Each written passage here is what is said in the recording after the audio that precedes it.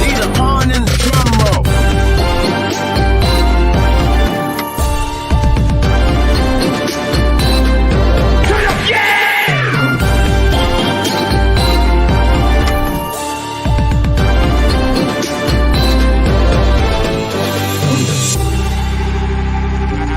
Never talk to them boys that sat on them benches. I never talk to them boys that sat on them benches. I was in the game on 4th inches. I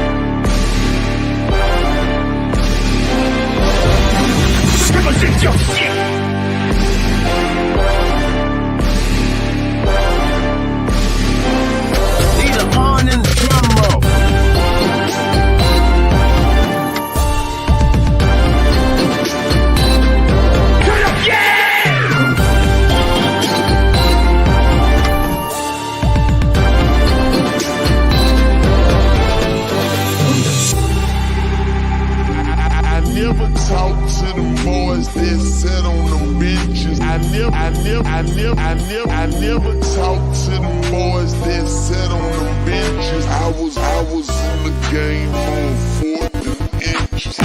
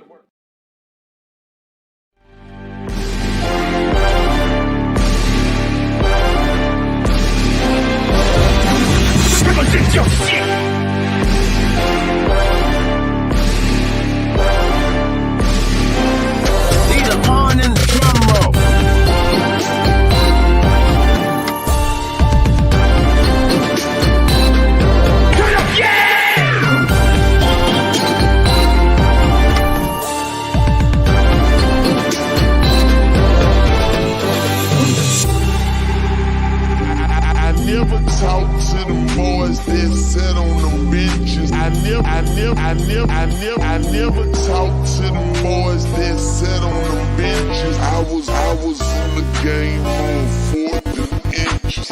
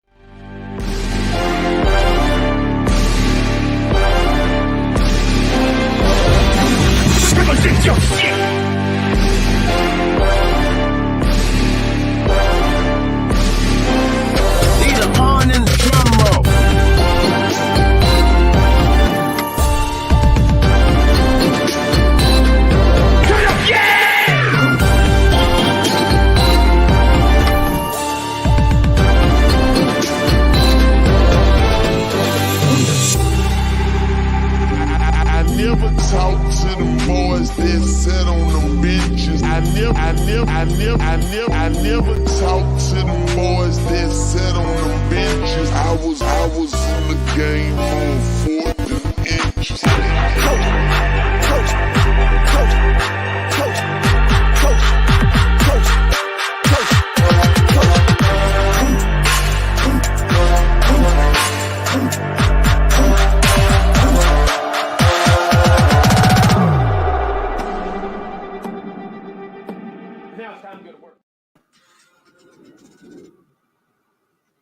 Now it's time to go to work. If you ever wonder what Jimbo said at the end of that video, that music, now it's time to go to work.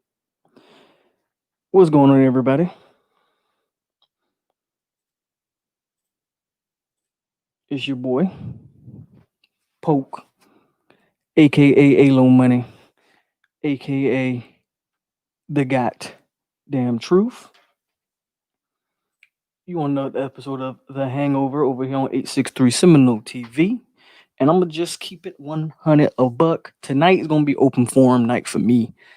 I do not want to come on here and be angry, mad, and rant. I did that Saturday. We went 3 hours Saturday and what I believe was a damn good Saturday show. And I think we got everything out there. And tonight we can just talk about whatever. I'm gonna let y'all decide what we talking about tonight. Because quite frankly, it's the bye week. We're gonna get our shit together, get our minds right. This is a great bye week, not only for the team, but damn it, for the fans. We need the bye week as much as the team needs the bye week at this point. And we're gonna talk about whatever. If you hear an echo in the background, let me change that because that's me making sure my sound's good. But yeah, man, open forum tonight. Let me know what you guys want to talk about. Only thing I will say so far um regarding the team is let's hope they figure some things out. Let's get healthy. Let's get our minds right. Let's practice like we've never practiced. And let's finish these last 5 games on a positive note. Because the fact of the matter is, what you've seen the first 6 games, what are we, 2-4? That's what this team is. So this team is what we've seen the first 6 games of the season. And you're not, my personal humble opinion, you're not going to see too much difference in these last 5 games. The biggest thing that's going to change in these last 5 games to me simply is that the level of competition really drops. Outside of Clemson, every team left on this schedule is really terrible offensively. I mean, we're talking about teams with no quarterback. I mean, Virginia has a guy at number 98 who they put in there at quarterback to run the ball. They rotate 3 or 4 different quarterbacks. NC State lost their guy. They're rotating 2 or 3 guys. Duke's offense looks terrible. Who am I forgetting? Pitt lost their now. Pitt's guy might be back for their game. Don't know for sure, but even then, that offense isn't great by any means. Look, these last what I say 5 games. The last 4 of these 5 games are extremely winnable. Let's hope we can do something. Let's hope we can show something. I'm mainly talking to the defense, but let's just hope we can going against a poor offenses that this defense can show some life and can show some growth. But outside of that, man, there's not much to talk about as far as this team goes. We are what we are. 6 games have proved that. These last 5 games aren't going to do anything, in my opinion, to necessarily disprove any of that. And let's just continue to build, put some good tape out there, recruit, hit the portal, all the stuff we've been talking about. I know I'm sounding like I'm saying that this season's a wash, and maybe it is, and maybe I'm dead wrong on that, and they can completely come after this bye week and just be a complete different team. They had a players only meeting. Me personally, I don't care or give a damn about the players only meeting. Once again, my humble opinion. How many players meetings have they had the last 5 years? They've had a ton of them. And what have we seen differently after these meetings? Not a damn thing. So at this point, the player meeting, it don't mean nothing. It's time for guys, coaches, players to look in the mirror and ask themselves, what am I doing? What is my legacy going to be? What imprint am I going to leave on this university? That's the questions that you need to ask players, coaches. Get in that mirror, look yourself dead in the eye and say, am I doing everything possible to be the best version of myself? I think if some of these guys, players and coaches, are being 100 with themselves, being a buck, I think a lot of them will answer no, they're not doing the best they can do. They're not maximizing their potential.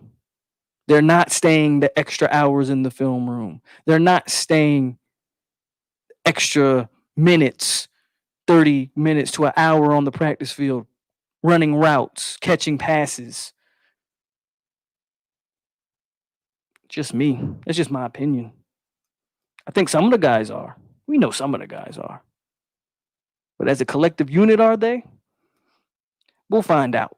But again, I didn't come on here today or tonight to come out here and continue the negative talk. Again, Saturday, I think I hit the nail on the head on that one. All I'm coming out here tonight to do is say, what do we want to talk about? What do you want to talk about? Let me know in the chat, and we're going to talk about any topic y'all want to talk about.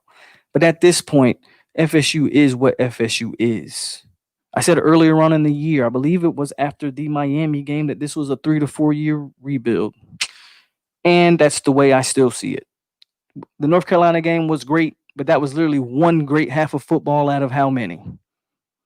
6 games, and we've played one good half of football in 6 games. That's it. That's it.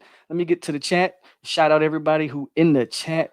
23 people, hit that like button as you come on in. Like I said before, you on 863 Seminole TV with your boy. Pay attention. What's up? Dennis Wilson, Kenny Trill, Hurricane Speed, Bobby, FSU Rose, Kenny Trill. I said Kenny Trill. One Tribe 5, Aiden Christopher, a sad FSU fan. CJ, what's up? Miami Day 305, D Thompson, Malik Simon, Panama Jack. And yeah, that's all. That's who we got in the chat right now. And to continue to chat and bring up whatever topics y'all want to address today. But this is it. This is what we are. You know, I don't know Jen Ferrari in the building. I don't know what else to really tell you guys at this point. Have I not said it all these first 6 weeks of the season? Saturday after Saturday, have I not pointed out? I'm not saying I'm right or 100% right. I think I'm more right than I am wrong. That's just, again, one of my humble opinions. But have I not come out here week in and week out for the first 6 weeks and just tell you what this team was? And they have done nothing to prove me wrong. I know we all like to be optimistic, but, you know, is now the time for optimism or is now the time for some real talk? We'll see. We'll see. We'll let those guys figure that out. As a fan base, we can't do anything but support them and hope they figure it out. New King God is here, trolling as usual. And yeah, man, that tonight is Tuesday night. So, you know, it's all good. Again, it's been eerily quiet after the Louisville game, if you haven't noticed. There hasn't been a lot of news. Again, I think the only news I can think of is the players only meeting that was had. And again, I could care less about the players only meeting. I know everybody's going to want to know. I wonder what came out of that. Who was talking? Who said what? Don't care. Who's the leader of the locker room? Anybody want to share that insight with me? I don't know who that person even is. Does anybody in that locker room have any cachet to stand up and say anything? You can have all the meetings you want. Get in the mirror, figure out who you are, and fix it. The bye week helps with some health. Helps Jordan Travis heal up a little bit. And some other things like that. I think you can now start implementing Purdy, and I don't necessarily want to go to a full-on rotation necessarily, but I think you can start implementing some game plan for him. And there's some definitely positive things. Again, it's not all doom and gloom. I still think that offense has made strides. You know, all that good stuff. It's still possible. But that defense has been so vastly disappointing. And at this point, I don't know if it's a quick. I do know it's not a quick fix. No matter what side of the fence you lay on, whether you think it's the player, if you think it's the players, right, then there's no way it can be a quick fix because what you're saying is we need a whole brand new crop of talent. That the talent we have is broken, it's underdeveloped, and it's not any good. Those 21 blue chip prospects are all bad business at this point, and you just need a whole new lifeblood. Fair enough, if that's how you feel. Again, I'm not here to debate today whether it's the players or the coaches. We did that Saturday. I'm just pointing out if you're on that side of the fence, that's part of your belief. So if part of your belief is we got to get a whole new roster, well, again, 3 to 4 years. If you lie on my side of the fence or the other side of the fence, which believes the coaching, you're not going to fix it this year. Fuller will not get fired this year. He may not get fired at the end of this year for whatever financial situation this university may find itself in. Can't speak on that. And even then, if you were to fire him this year, you got to get the right hire. Then how long will it take for those guys to adapt to that hire? Who knows? I believe, you know my stance on it. I believe proper coaching can fix a lot of the deficiencies.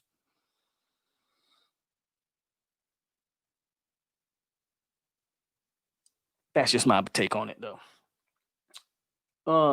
What are we talking about? Jen says I'm optimistic about an offense with the new QBs and running backs, but I don't understand why 3-star receiver can't catch a ball. Well, if we're talking about Helton, I hit on it Saturday.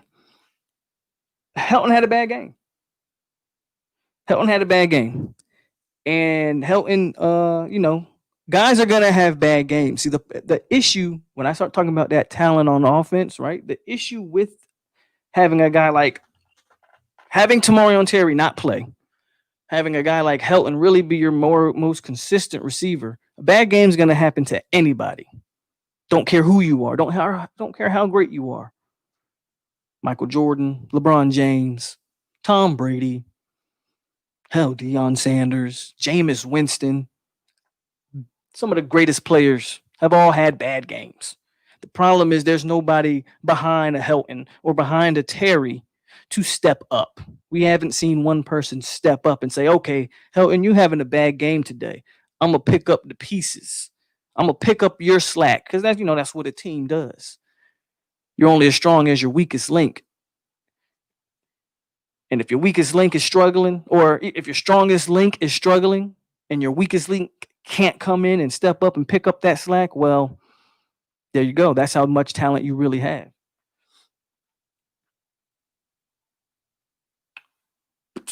Let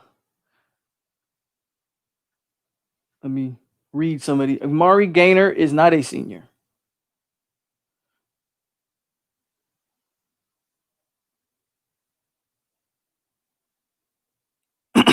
Well, New King, I'll address this comment. 3 of the 2 guys you named ain't even playing. Okay, Marv has played every game. Terry has been dealing with his knee injury from the beginning of the season. Hasn't played, the last 2 games. Played sparingly in, it was either the Miami game. Yeah, the Miami game. Barely played. So really only only 2 of the 3 have played any. And 2 of the 3 are really not even making much of a contribution because they're out. And 2 of those guys you also named on defense. We'll let that one sit where it lies. I believe it's coaching, but players are playing undisciplined football. Why do I think it's coaching? If we're strictly talking the defense, that's why I firmly believe it's coaching. Again, I pointed this out Saturday night. If you want to tell me there's some bad players, I agree, of course. I'm not saying every player is great. I'm only comparing offensively from what I've seen, Kenny, to defensively from what I've seen. And I listed this out Saturday night. There are legit no 5 stars on offense and only 10 blue chip prospects, which would mean 10 4 stars because there's no 5 stars on offense. Only 10. Yet the offense has superseded every expectation coming into this year. We came into the year thinking the offensive line was still going to be terrible, but growing. We knew we had a guy in Chuba Purdy who we hope was going to be, and the story's still out on Chuba. This has nothing to do with Chuba. But Chuba's the lone 4-star in that quarterback room. Warren Thompson is the lone 4-star in that wide receiver room, besides a true freshman, Brian Robinson, who hasn't played. We have walk-ons and a former quarterback as tight ends. Only true talented position on offense is the running back room. Yet they're superseding expectations. They're playing better. There's a ton of room to grow. Don't get me wrong, but you can't watch that Georgia Tech game and watch even the Louisville game and tell me the offense hasn't improved drastically. Is that players or coaching? Healthy mix of both. I believe they're being coached better on that side of the ball. Let's move to defense.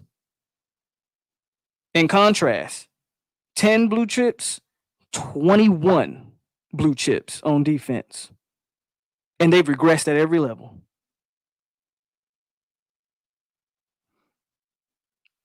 I don't know.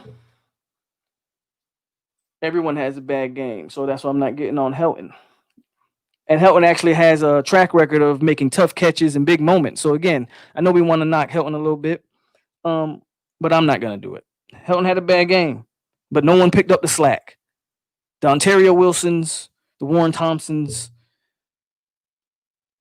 nobody picked up the slack. Willie also never beat a number 5 ranked team. Willie never beat a ranked team, so New can go on with that. Show me the ranked team Taggart beat. And he had multiple opportunities as well. Couldn't beat Virginia. You show me the ranked team he beat. Show me the good team Taggart ever beat.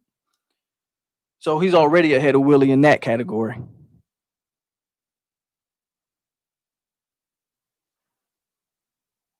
I just talked about it, homie. But you don't want to talk about the good team. Just name a good team Willie's beat since you want to talk. Let's go. Today's the day. Let's go. Peter Shields in the building. In football, you can kind of hide the weakest link depending on who you playing that day. I believe in football, you can hide your weakest link depending on how you scheme around them. The play calling hides weak links all the time. As much as I am been praising the offensive line this year, let's not make no mistakes about it. The coaching and the way they have called games have drastically helped out the O-line, which was considered the weakest link going into the season. There's no talent on the O-line. I'm 2 and 3 stars on that offensive line, man. And a redshirt senior who was a 4-star, he's having his best year of the season, best year of his career, and he's still not that good. They've drastically improved the offensive line due to, I think, players buying in. Also, they're coaching to the offensive line strengths and keeping them out of terrible situations.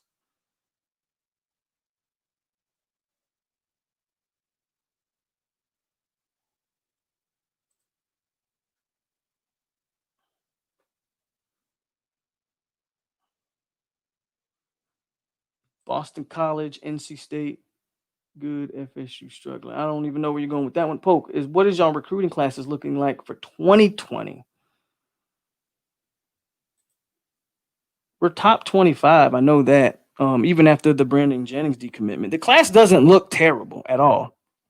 We just got to see how they finish it. We got a quarterback. Got 2 wide receivers. We got a solid class. I'm not saying anything spectacular, but we have a solid class. Tyler, what's going on? I'm a Taggart hater, but he did beat number 22 Boston College. Did he? Okay. What did Boston College finish that year?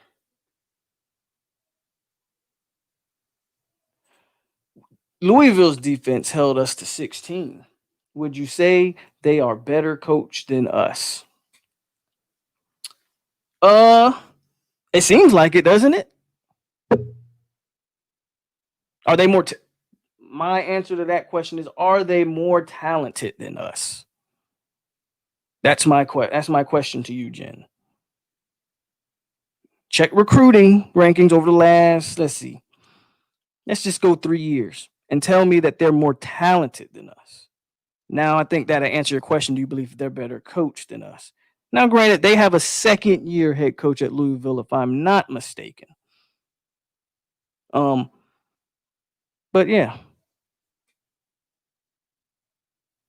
we didn't almost lose to Jacksonville State. Don't come in here telling lies.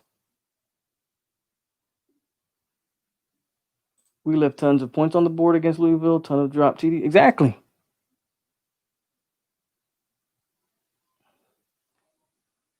Give me a player doing his job over talent.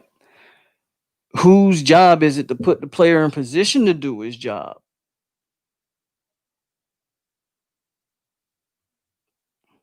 Right? I mean, it's easy to say, give me a guy doing his job.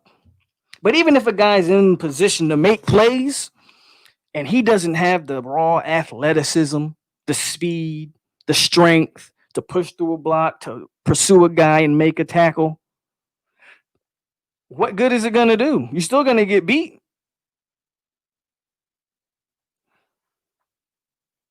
You're still going to get beat.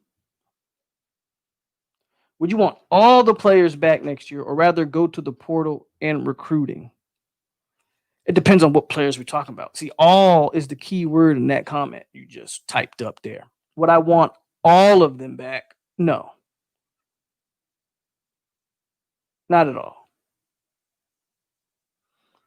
I want to know why Adam Fuller made adjustments versus UNC and it worked, then go out versus Louisville and throw it all out the window. He didn't even really make adjustments against UNC. At least not in the second half. Now, it looked like he came into that game with a solid game plan. And the game plan looked to have been against North Carolina. They were gonna pressure Sam Howell. They were not gonna let Sam Howell sit back and just do what he wanted to do. And it worked for a half. UNC adjusted in the second half, then the defense failed to adjust in the second half. Okay. My biggest issue has been and will continue to be, we can look at the North Carolina game, and at least we can look at that game and go, well, there was a game plan there. They targeted in on a specific player or players and said, we're going to limit these guys and make other guys beat them. Going into North Carolina, who's their wide receivers? Daz Newsome. The big name wide receivers is Newsome and another one, and I forget that one. And neither one of those guys was beating Florida State. It was number 15, who I don't even know if I had ever heard of before that game, making plays. But at least they went into the game and they said, we're not going to let these guys beat us. Your other guys are going to have to beat us. And they came back in the second half, but for the most part, they limited those. They limited all of that. What was the game plan? What was the game plan going into Louisville? Again, that's my question. Because it damn sure wasn't to say, we're going to stop Tutu Atwell. We're going to stop the running game. That wasn't the game plan. Hell, even the quarterback, who I don't even think that's great, is that great. He did what he wanted to do. So I don't know what the game plan was. I don't think anybody can tell me what was the game plan for the defense going into Louisville. Or did we just go back to that vanilla defense that he has ran for majority of the games this year, outside of a first half against North Carolina? Call the office and tell them what they have to do to fly you out over and see stuff. They ain't gonna fly me over there. They don't want to hear from me. So it's all about what the game plan is, man. What, at least like our offense has an identity, right? We know what we're running with the offense. Now, will teams continue to adjust offensively? They'll try. They'll. And as the teams adjust and get more film, a Jordan Travis's limits may be more exposed, things of that nature. I got it. What is the identity of the defense?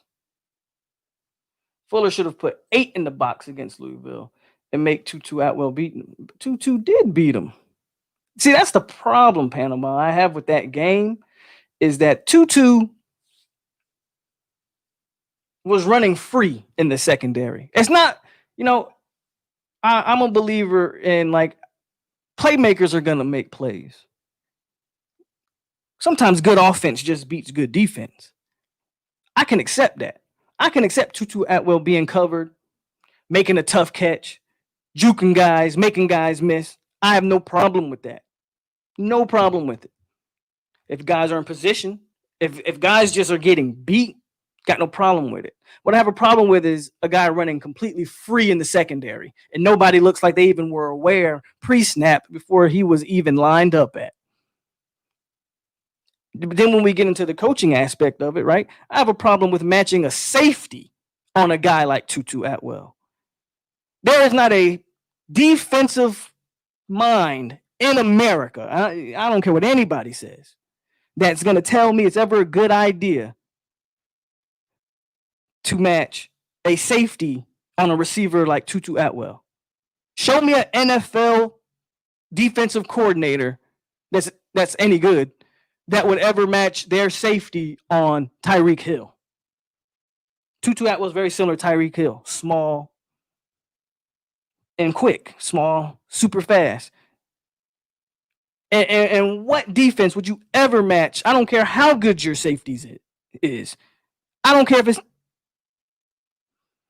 with the exception of maybe Tyrann Mathieu, Honey Badger, maybe. No defensive coordinator in the world is going to say it's a good idea for me to put my safety on a receiver like that. So it's those kind of decisions is why I lean towards the coaching side of it. And I know everybody's going to because I know in a box, in a bubble, you look at it and go, well, Raymond Woody, man, he just sucks. But was Raymond Woody being put in positions to make plays in that game? Or were they completely putting him in a lose-lose situation and then daring him to make a play? Right? That's my counter argument to those type of things. Because I can sit here and say, yeah, Raymond Woody didn't play his best game, but was Raymond Woody put in a position to play his best game? I don't see any defensive communication. Is that the players or the coaches? That's a great question that I don't even know.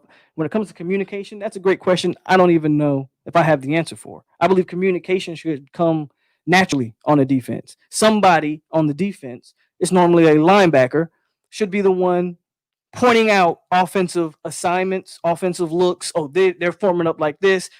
Do you see any pointing or talking before a snap in a Florida State football game on the defensive side of the ball? Serious question. Anybody can answer that.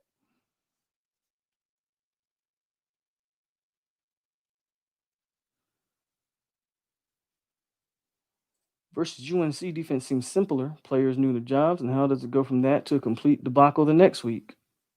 Let's ask Fuller.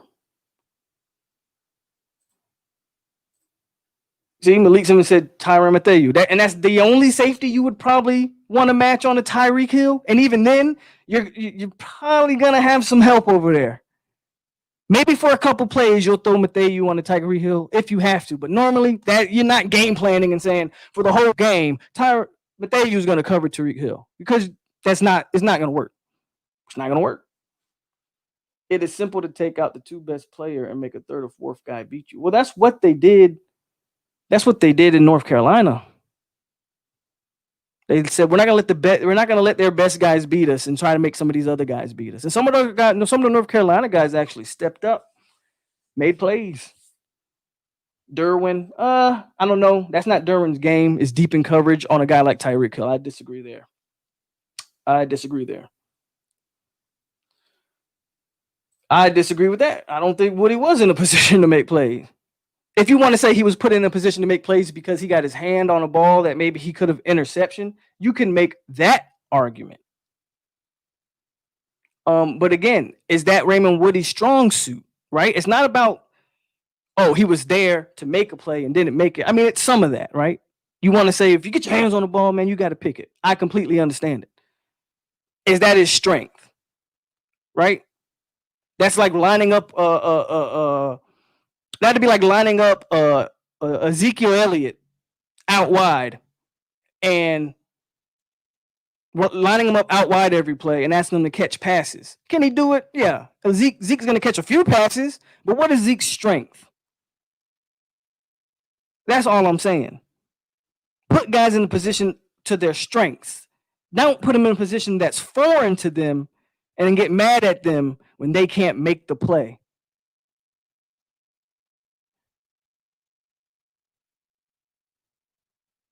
He got a PI for being handsy for no reason because he's not is that the norm for him?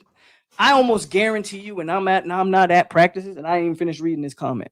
I'm not at practice. I would 100% to 90% guarantee you Raymond Woody or any of the safeties for that matter aren't practicing one-on-one coverages down the field on a guy like a Tutu Atwell, who, what do we think, runs a 4.2, 4.3? You don't put that player in that position. Now, if Tutu Atwell's out there doing that against a legit defensive back, now we can have that discussion.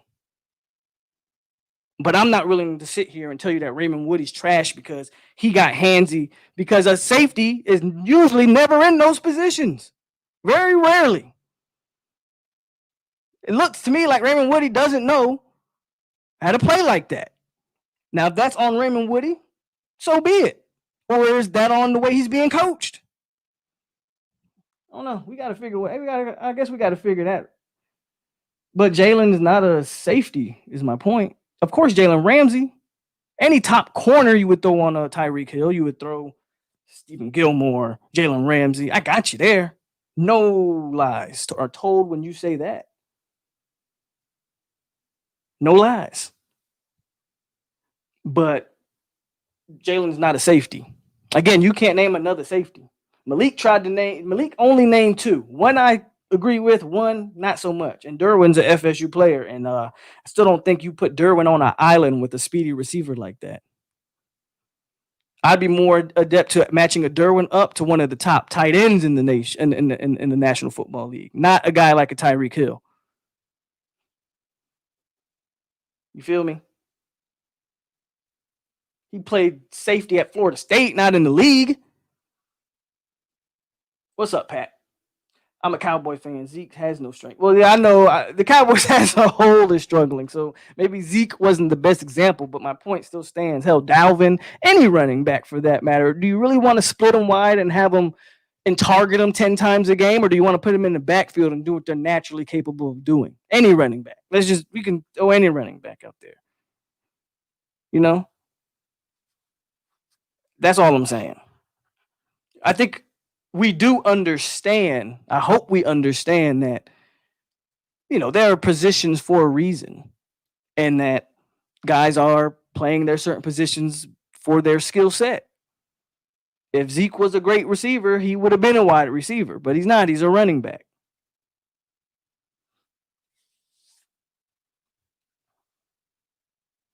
I like Isaiah Simmons, but you're going to tell me you're going to match him up all game with Tyreek Hill? Like, come on, man. Are we gonna talk intelligently, or are we just gonna throw out names just to try to make a point that you're not making? Seriously. Because now I think Isaiah Simmons is great. I really do. Straight line speed. What did he run in the combine? I think Isaiah Simmons ran like a 4.3 something.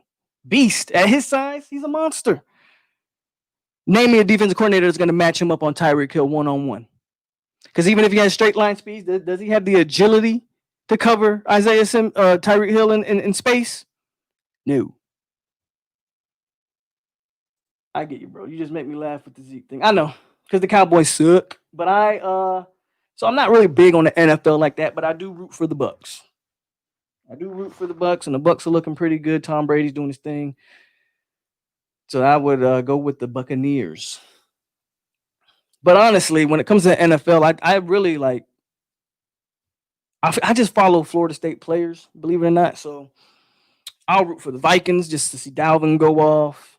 Guys like that. Hell, I'm hoping Jameis can finally get some snaps over there in New Orleans. I just want to see Florida State players ball. I find myself rooting for the Rams on occasion because they got Cam Akers and Jalen Ramsey over there. So I watch all of those teams just for the players. But if I had to pick a team, if you said, "Hey, you got to pick a team," it would be the Buccaneers. I mean, 813 to the 863, only 30 minutes away, so I go with that. What up? What up, POLK? Man, if we're talking cornerbacks, my boy Xavier Rhodes could do it all. But yeah, you guys keep naming corners, and I don't agree with none of you guys. Xavier Rhodes in his prime, guys like that, I get it. Those are true corners. Some lockdown corners at that. A Patrick Peterson, Jalen Ramsey. Yeah. But again, I'm asking you guys to name me a safety. Name me a safety that a defensive coordinator would say, you know what?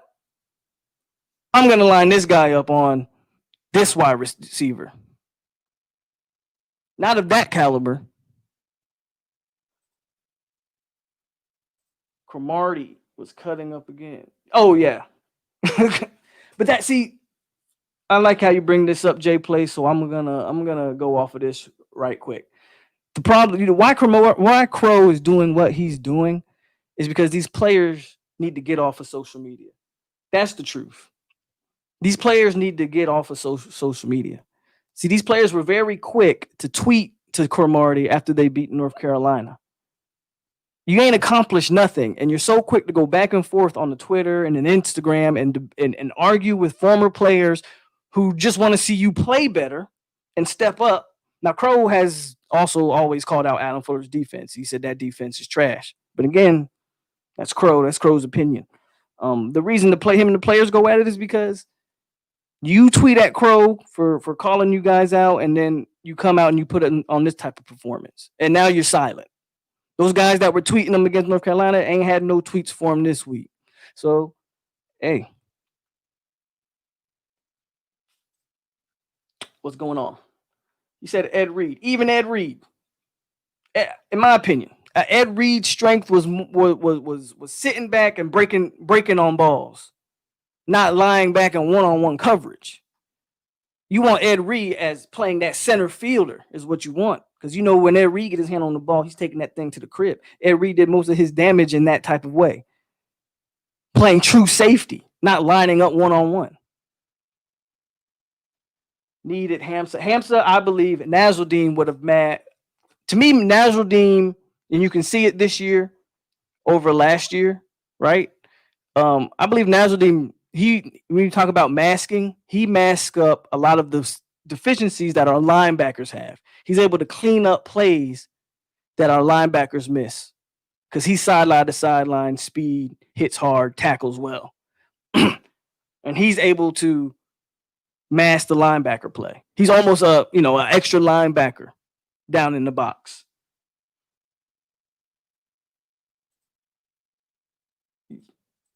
He said, I agree with Crow. I agree with him too, but that's just me. LaMarcus Joyner was good. I know LaMarcus Joyner played corner and safety at Florida State, but he's made his money as a safety in the league. And I wouldn't put Joyner on Tyreek Hill either. Where does Joyner play now? I know he was playing in. Is he in Oakland? I think Joyner is in Oakland now, isn't he? Yeah, I think he's in Oakland. Right.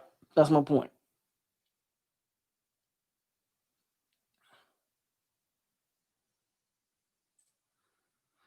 He says NC State and Duke are L simply because of the. I won't go that far again, man. We're talking about teams right here that don't have offense. Now, granted, our defense is nothing to ever say is going to stop anybody, but I believe,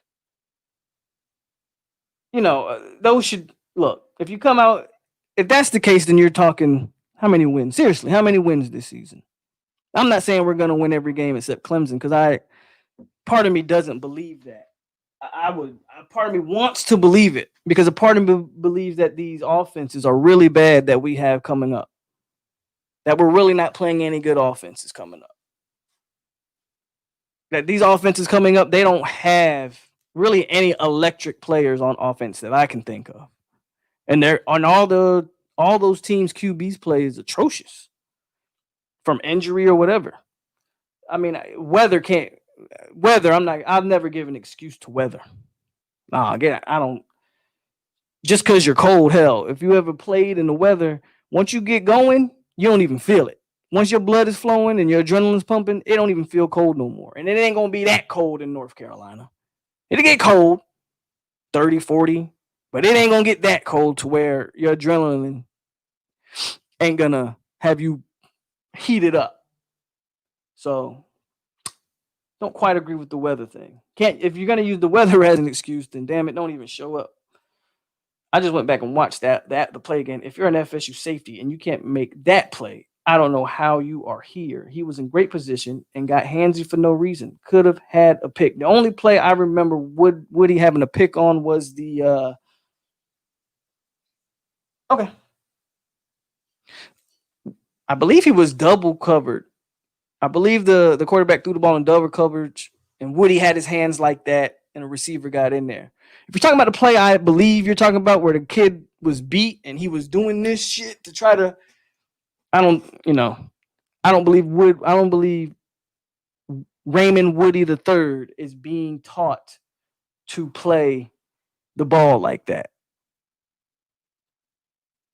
But you're absolutely right about this part. You are allowed to make some plays. Now that we can agree on. And I would more so go with that for my wide receivers. Hey, wide receivers, you're allowed to catch the ball, even on some contestant throws. You're allowed to wrestle the ball from a defensive back, make your mark, be better than the guy across from you. So I definitely agree there. So yeah, I do agree now. You have to make plays. I'm not see when I say Fuller's the problem, everybody's making it seem like I'm saying that it's all on Fuller and that all the Florida State players are just great and being undercoached or whatever. I'm not saying that. There are bad players or players not playing up to par. I'm not going to disagree there. I think the problem is the coaching. That's just how I look at it. I think the problem is the coaching. Does that mean players still aren't making plays? Yeah, they're not. Some aren't making plays. Got it. Also, I believe some aren't put in the position to make plays. It's a healthy mix of both. It's definitely a healthy mix of both. Good plays, bad plays, guys not making plays, guys being out of position, all of that. Definitely all of that. What else we got tonight? Yeah, Joyner's in Oakland. That's what I thought. He's in Oakland. And the Raiders have been kind of good this year, which has been a little surprising.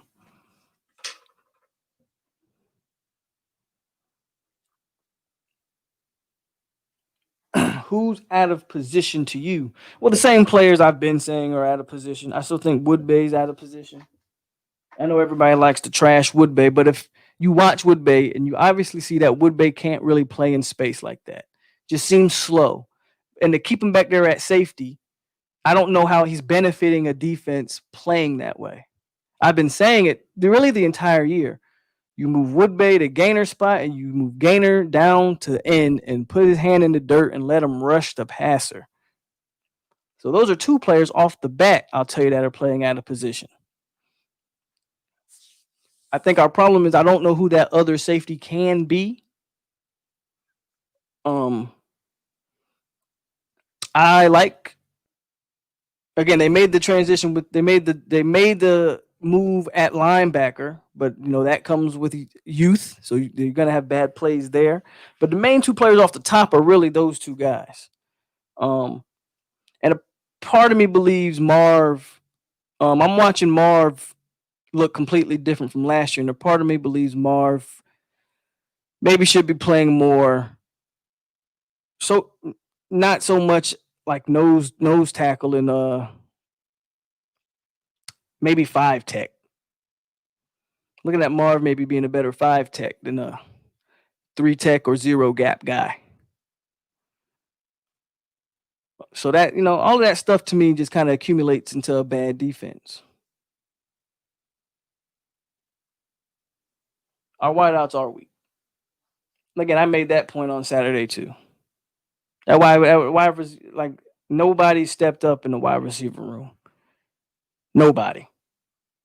So how much longer is until these wide receivers step up? Doesn't help defensively. It doesn't help that Travis J is obviously hurt. So a mix of injuries and just guys not where they're supposed to be, in my opinion, is what's going on. Hello, John Shields. How many wins do you project this season?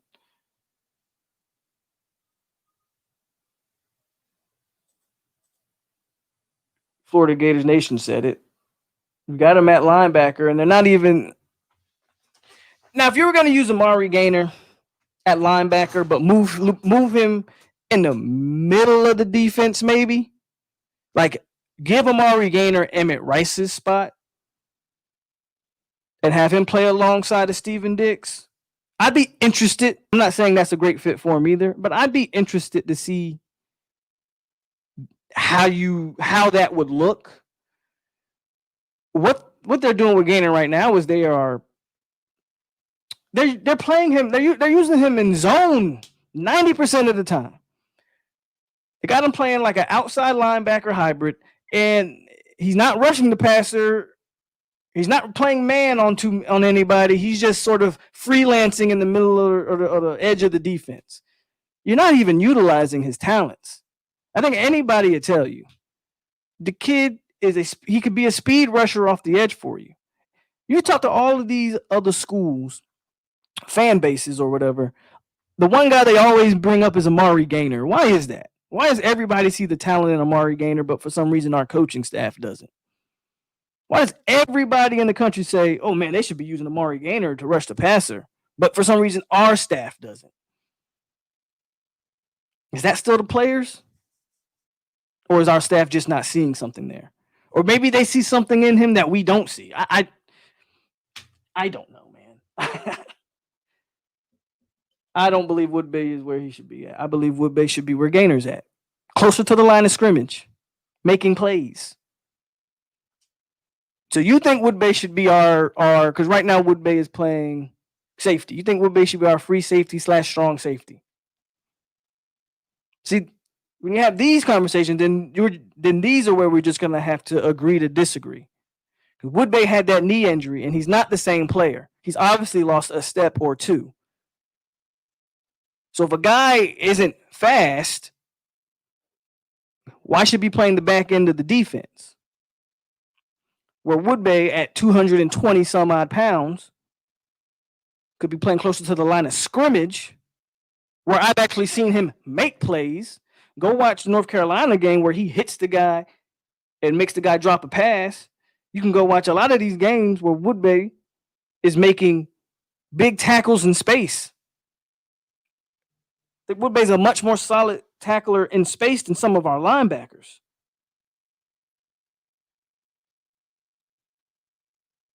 Hold on.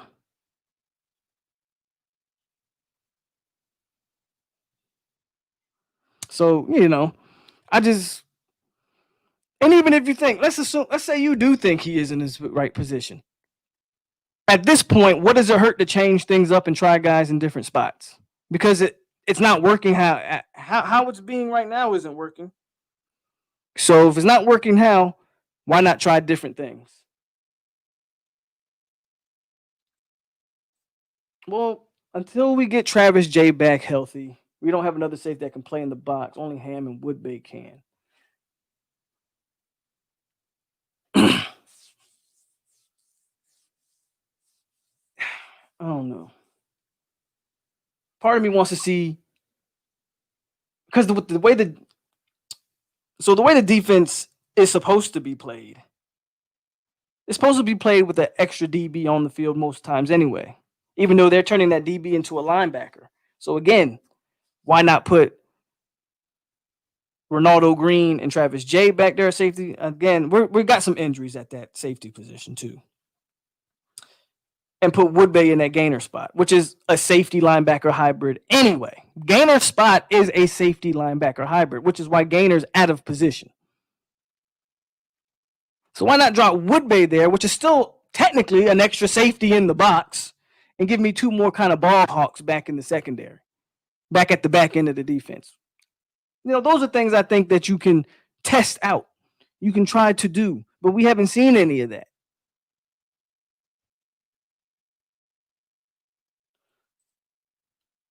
In the press conference, people kept talking about how the wide receivers have to do the little things right. It's not the little things, it's catching the ball. It's called, yeah, I agree, Tyler. What little things do they just have to catch the ball and run better routes? We don't have, and that goes to like Warren Thompson, man.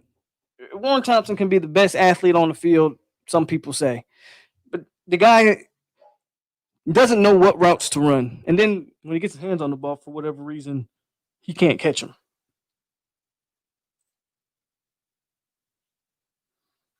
Chad, what's going on? Todd says he sees that Fuller is stubborn. Okay, my bad, Kenny. We agreed. He said, I see Coach Fuller is stubborn and has an ego. I'm going to attack Adam Fuller on just simply his coaching. I'm not going to attack the man and say that he's a stubborn and egotistic. I don't know that. And for all I know, maybe he doesn't feel he has the personnel to make switches, even though, again, at this point, I believe, why don't you try different things? Because it can't hurt. You know what this again, 6 games into the season, we know what we have. It can't hurt to try different things. So I don't know. Maybe he is those things. If he doesn't fix it, he'll be out of a job. Just my opinion. He'll be out of a job. See, I said I was going to come on here, man, and talk about good stuff, and y'all all want to talk about the BS. Come on. Gainer should play the Fox and have Kane and Robinson rotate. I've been saying that since game 2 or 3. I think maybe even after game 1. I said those exact sentiments, Todd. Put Gainer where J-Rob is. Have J-Rob and Kane. For one, you keep those 2 guys fresh. I'll say this about Kane. I think he's gotten better as the season's gone. To me, Kane looks like he's getting healthier, and as he's getting healthier, he's being more effective. Why not rotate those 2 defensive ends who are pretty much built the same way? They're both 6'5 plus 260. Rotate and have Gainer on the other side, and you can rotate Gainer with, I don't even know, because I don't even know if we have another speed rusher like a Gainer. And that may, just to play devil's advocate, that may be a reason why they haven't done that. Because then you got to think, well, who are you going to rotate Gainer with? Maybe they don't feel like they have a guy to rotate Gainer with, but they feel better with J-Rob and Kano at the ends, and then they can rotate McClendon's and the Josh Griffiths, who, truthfully, all of those players are very similar in the way they play the game. So maybe that's the thought process of how they're looking at it. I'm not saying I agree with it, but I can understand it. I can understand the process. Fuller's overcoaching, doing too much. Reason this defense has no identity is because it's constantly. There you go, Tyler. There you go. There you go. Tyler hit the nail on the head. Even if you want to blame the players, the reason the players are struggling as they're struggling because we change defenses from game to game. That is a fact, guys. We've gone from 4-3 to 4-2 to a 3-3 stack. They've changed defenses every single game. How are these players supposed to know how to play? Seriously, how are these players supposed to know what their assignments are when they're lining up differently lining up in their positions but differently every game? We tried the 3-man front against Miami, and I remember after that press conference, Fuller thought that was a good idea, and everybody looked at him like, what the hell are you talking about? You thought a 3-man front against Miami was a good idea. UNC that first half, again, everybody pretty much saw the same thing. They simplified things across the board. They went to the true 4-2-5. They were blitzing a corner off the edge on most downs. They attacked. They kept it simple, nothing too crazy, and they were effective. They went back and reverted back to what they were doing the previous games against Louisville. soft coverage, didn't attack, wanted to have everybody sit back. Guys were lost, guys running open down the field. So I agree with Tyler wholeheartedly on that. When you get your 2021 recruit, you probably know how long it'll take for. That's true. No, you don't. You never know how long it's going to take any of these kids to click and get it. That's why I said it's 3-4 years. Even if you want to talk about rehauling the roster, then we have to understand that if we're gonna, because everybody's telling me we got bad players, got it. If you want to say that, then that's fine. But now you have to understand that now those guys are gonna have to start developing. So it's not a quick fix over here. The only path to a quick fix defensively for me is to get a coach who won players trust, who has a track record of coaching good defense, turning defenses around, putting players in positions to make plays. If you can get a coach of that caliber, I think you would have a quicker fix than you would. The only coach I see out there like that is a guy like Charlie Strong, who I think if Charlie Strong came in today, looked at the roster he had, I honestly believe Charlie Strong could make a competent defense out of what the pieces he has on defense. I fully believe that. Here's a caveat, I don't know if caveat's the right word, but here's the thing on that coaching change too, though. With that coaching change of the defensive coordinator, you might get a position where they might want some of their guys. I will say that. And maybe Adam Fuller is dealing with that. Maybe he's saying, I want to run this defense, but the position coaches I have don't fit what I want to do. All of that stuff goes into consideration, I think. You need, just like you need cohesion on offense, you need cohesion in your coaching. And I think you see to me, the offense looks on the same page. Everybody really knows what they want to do offensively, with the exception of them damn receivers. Offense seems in sync. The defense doesn't seem in sync at all. So I feel like on every level they're doing different things. I feel like on the defensive line, they're being taught to do one thing. The linebackers are being taught to do the opposite. And the corners and safeties are being taught to do the opposite of what those two are doing. Like, that's the look I get from the defense. No cohesion. I don't know if anybody agrees with that. But it's very rare in this defense that you see 11 players flying to the ball, 11 players flying to the ball at the same time. You'll see one guy going this way, one guy going this way, and the running back's running this way. You know what I mean?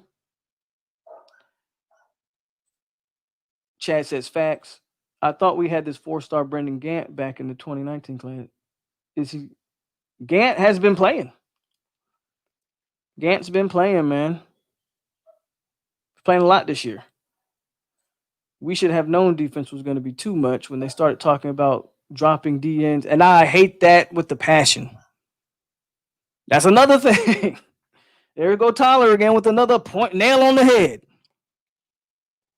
Now, I don't think I saw that in the Louisville game, and I damn sure am positive I didn't see it in the North Carolina game. So I'll give Fuller that credit. Go watch those first few games and how many times they were dropping Janorius Robinson back in coverage. Like, whoever thought that was a good idea? Again, if you're going to play J-Rob like that, put Gainer there. I mean, at least he can move in space better than the Janorius Robinson. So, again, that's another point. It's things like that that make me say coaching. Again, I know we got some bad apples, but I believe we got more good than bad. And I believe you can mask the weaknesses of some of the bad. But when you drop in 6'5", 260-pound Janorius Robinson in the flats and expecting him to cover a running back, you've already lost that play. You've already lost it. And then everybody's going to bang on Janorius Robinson for not making a play when that ain't what he's supposed to. He's not even supposed to be in that position to begin with. Yeah, we can talk, Todd. I'll drop the link here in a minute. Give me a second. Thought the secondary coach had a good resume, but the DBs. I said that Saturday, Chad. I thought Woodson was supposed to be pretty damn good, but man, they don't look too good. They don't look too good. Let me get let me put the link, and if anybody else wants to join, feel free. Again, it's open night tonight, so we can definitely get people in here. No speed, no gang tackling. I will say that we do look slow. How much of that is guys overthinking and not reacting? I think that plays a part. It's going to be a tough to pull a Charlie Strong from Bama. Well, I don't know for sure. Last I heard, Charlie Strong is just an analyst. If Charlie Strong wants to get back into coaching, I don't think that's a hard pull. I mean, hell, we pulled Pruitt from Bama. And Pruitt was just the DB coach, and he was actively coaching as a DB coach. If Charlie Strong is just an analyst, I don't think that's that hard of a take. Now, the question is, has Nick Saban said you're the next in line in terms of defensive coordinators? Then you might have a case there. But if he's just an analyst right now and they don't really plan on doing much besides that, I think he can get him. At the end of the day, you at least got to reach out. You at least got to reach out and see if he's interested.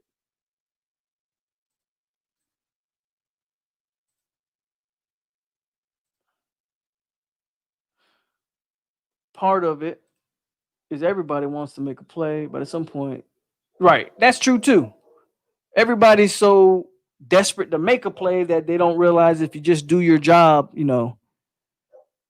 plays will start coming to you. Don't get out of position to make a play. Just do your job, and you'll be surprised how the play comes to you. There's some truth in that. Akeem Dent and J. Rob Orff pursuing on the outside zone.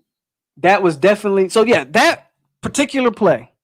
On that play, you're absolutely right. That was a mistake on Dent and the guys on the backside. They didn't have the situational awareness to say there's a chance this guy might cut back. Because if you look at how that particular play was run and designed, it did its job. The defensive line penetrated. They stopped the play from where it was supposed to go. And the running back just made a better play, and nobody held contain on the back end. And yeah, it went for 70. You're absolutely right on that. That is a lapse in mental. That's a lapse in awareness. That's your mental messing with you on that particular play. I absolutely agree with you. I like Gant on the field. Needs more control when bringing the heat to secure tackles, but his effort to be around the ball, like Nas, is a plus. I'm getting real sick of Gant's dumb penalties. It's every game with him. The impression I get is that players don't fully understand the defense. That falls on coaches and players. I agree.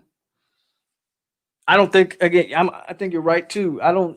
I do think they don't fully, again, like you said earlier, when you're changing your alignments every single game, going from 3-3 to the 4-3 to the 4-2, and who knows what we'll run next. We might come out there in a quarter defense next against Pitt. Who the hell knows? When you're changing all of those things week in and week out, I think it's hard for a team or players to completely grasp what it is they're trying to do. I'm going to add Todd Pope to the chat. Todd, can you hear me? Yeah, how's it going, bud? What's going on, man? Nothing. I missed a little bit of Louisville game. I had a lot of things going on this weekend. But yeah, my Louisville was struggling before the other teams was. The other teams just took the players out, double teamed them, made the quarterback stay in the pocket and pressured him. Why didn't Phil use that same plan like the other teams did? That goes back quit to changing like the 3-3 stack or 4-2-5 or. That goes back to what I was saying. Like you said, in Louisville's other games, those defenses keyed in on key players. They said we're gonna stop or contain, their key players. I didn't feel like we did that. I didn't feel like they went into this game even knowing the way they played defense last Saturday. It didn't even feel like they even knew Tutu Atwell was on the team. Oh, it's like they didn't know. Too. It's like they didn't know that running back Hawkins has big play potential and is pretty damn good. Like, they so yeah, I agree with you. Like you gotta but you that to me that's a coaching thing. You gotta game plan around players. Not only your Well, own I think players, but the opposing team's players. well, you know what? I think all these defensive coaches need to take a page out of Bill Belichick's system. Bill Belichick always had a system where he had no matter if it was an offense or defense, they always take their two best opponents, two best players, and neutralize them, make the third or fourth guy beat them. And that's what you got to do. It's just a common sense thing. Oh, I should have took Tat. Well, wait a minute. Should have had a high safety on him, double team him, get physical with him, make Yeah, sure they did them. none of that. Well, that's what you don't see in defensive coaches. Yeah, absolutely. I agree with that too. I don't know why they didn't try to hit Atwell. Rough him up a little bit. Make him start hearing those footsteps. Maybe he drops some balls if he feels threatened. But again, when the guy's running free on your defense, he's got all the confidence in the world. I mean, I wouldn't blitz on 3rd and 24 like I agreed with. Yeah, I would have had cover 2 safety, and you probably could have got a pick or something like that. I don't know. It's just like one week. It's like I don't know. It's just like it's Jekyll and Hyde. Now the offense, they're getting killed on the red zone because they can't rely on players to catch the ball or who they can make because nobody's stepping up. Face Right. it, Florida State hasn't had a good 4 good wide receivers since Nick O'Leary, Kenny Shaw, Calvin Benjamin, and Rashad Reed. Those 4 guys somehow stepped up and made plays, especially Kenny Shaw. I always thought he was the best one because he was the scraper guy that took more hits, made catches. You looking at 2013 game where Kenny Shaw made some key catches when they were down like what 3rd and 20, 3rd and he made 2 catches in that game. Absolutely. That kid was tough. You know he knew how to get open. And Absolutely, Calvin absolutely right. Benjamin and Calvin Yeah, Benjamin, he was just big and tall, but he was lazy. He should have stayed one more year.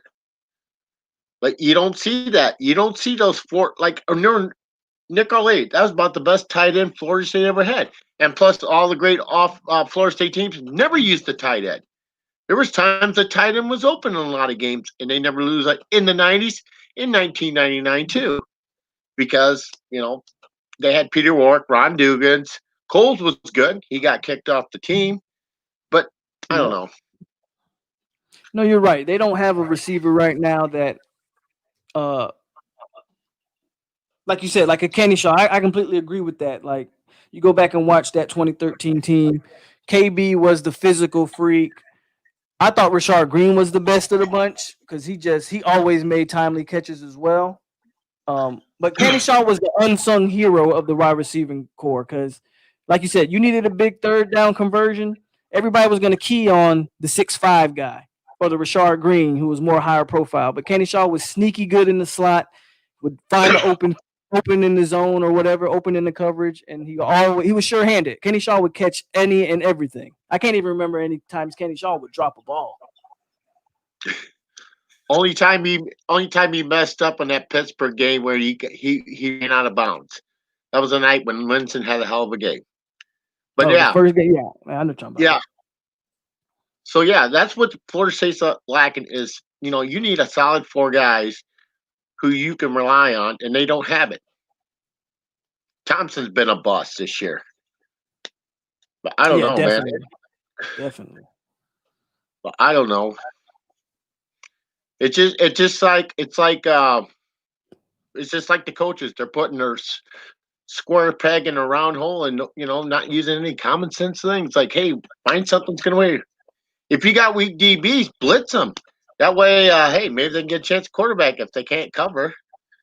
But you know what? If you want to go old school, I think Jack Tatum would have knocked the crap out of Tyreek Hill because Jack Tatum was old school and he'd knock you out. I don't care. Yeah, but they don't let them play the game like that no more. Exactly. The game's gotten soft. Same thing with Ronnie Lott. Yeah, they don't let those guys play like that anymore. No, because those guys would be fined or be kicked out of the league today's game. But if you want to recruit, yeah, it's kind of sad seeing Jennings go to Michigan State. I would say, hey, come here. We can set the cornerstone, build a defense around here.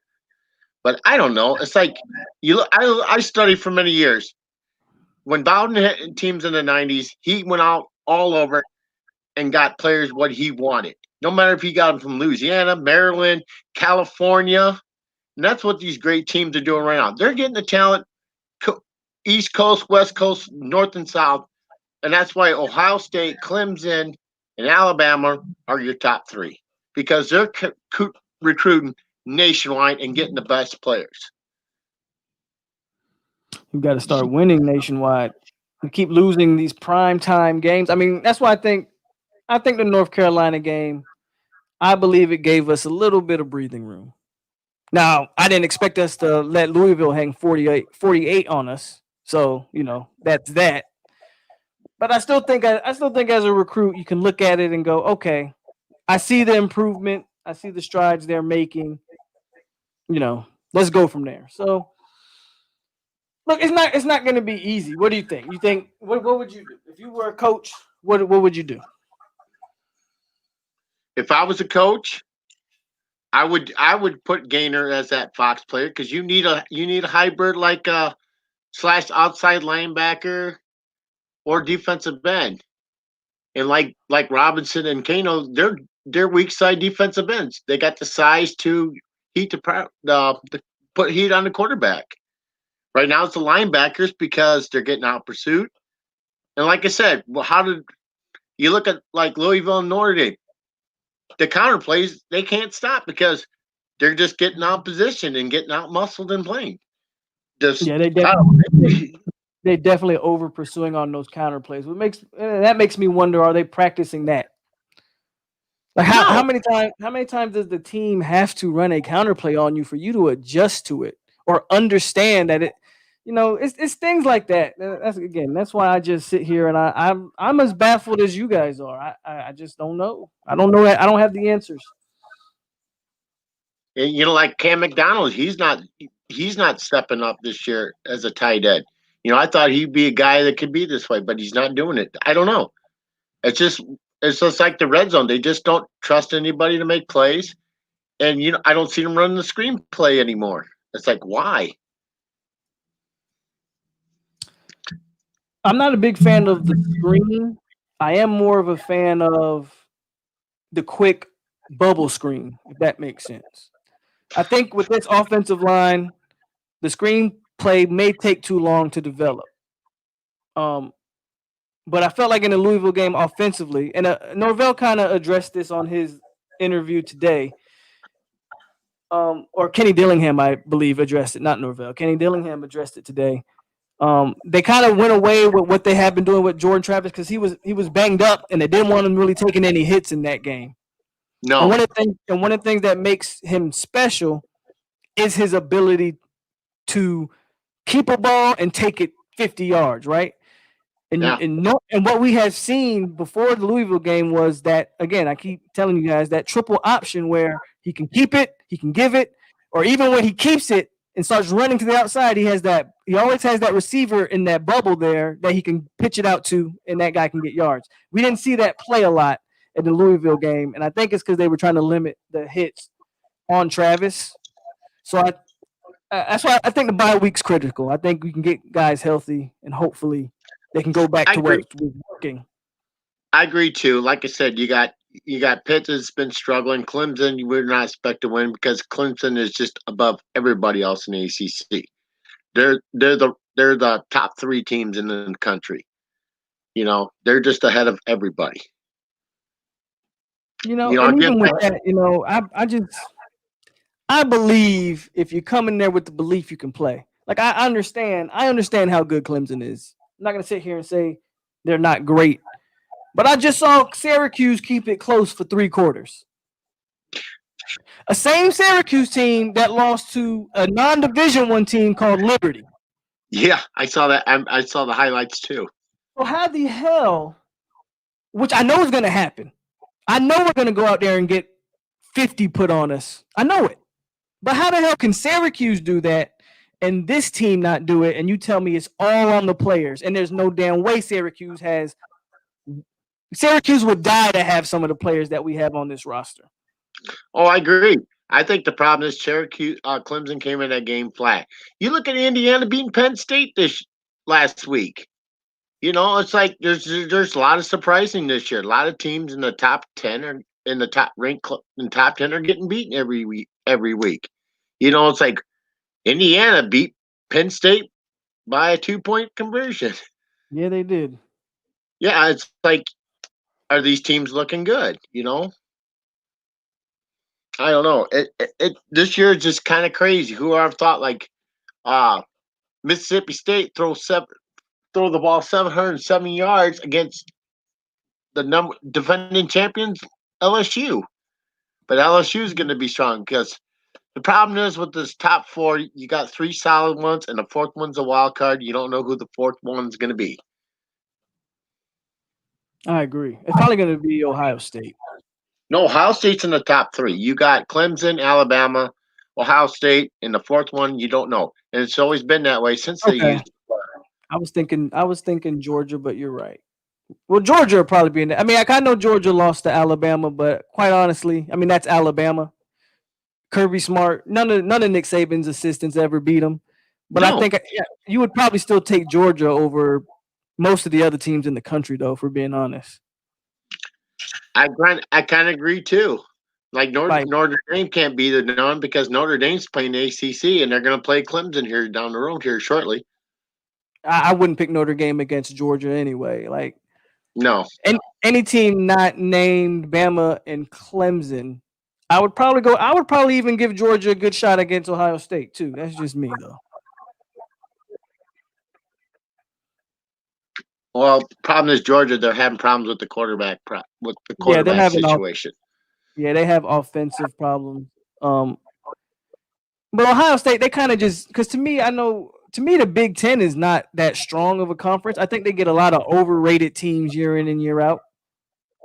And Ohio State's going to beat up on that conference like they always do. Well, I'm from the Big Ten area. I live in Illinois. Okay, but I'm big 900. Okay, I ain't too far from Iowa. Like I said, I'm in an area what's a rival between Illinois and Iowa. But no, the whole western part of Big Ten is so weak because you know who's going.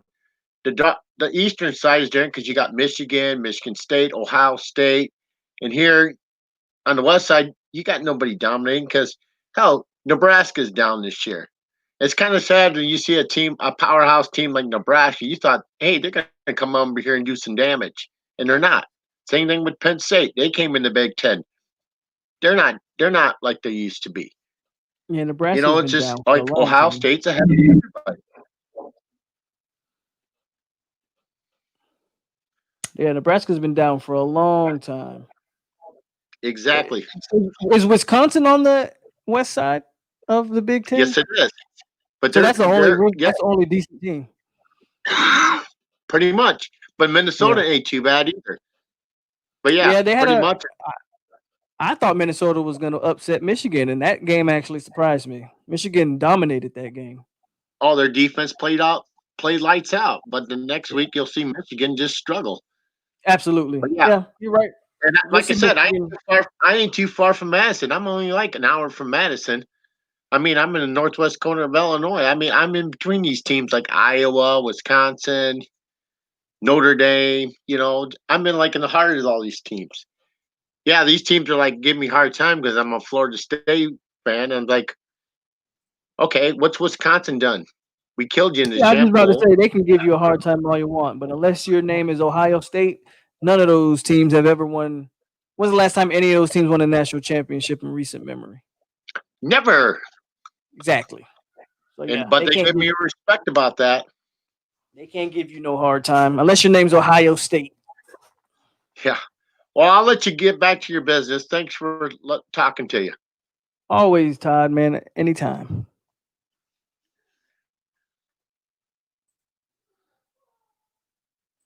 Samuel, what's going on?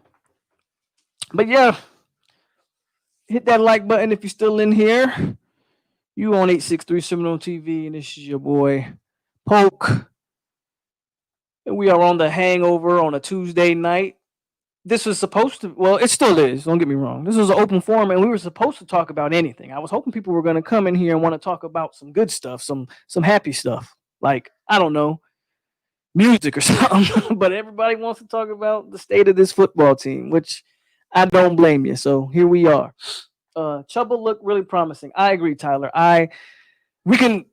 I said this on Saturday night. We can stop 4-4 speed thing with Chuba. I saw him run out the pocket, and he ain't look. You know, Jordan Travis obviously the better runner. But I thought Chuba threw some good balls, and it's a damn shame his receiver couldn't catch. The receivers couldn't catch any of them. I think Chuba went 0 for 5, and legit like 3 of those were like drop touchdown passes, which is crazy to me. But I think you have something there in Chuba Purdy. I believe if Jordan Travis is going to continue to be banged up, which really sucks for him, maybe at some point you let Chuba Purdy just go. I mean, what can it hurt?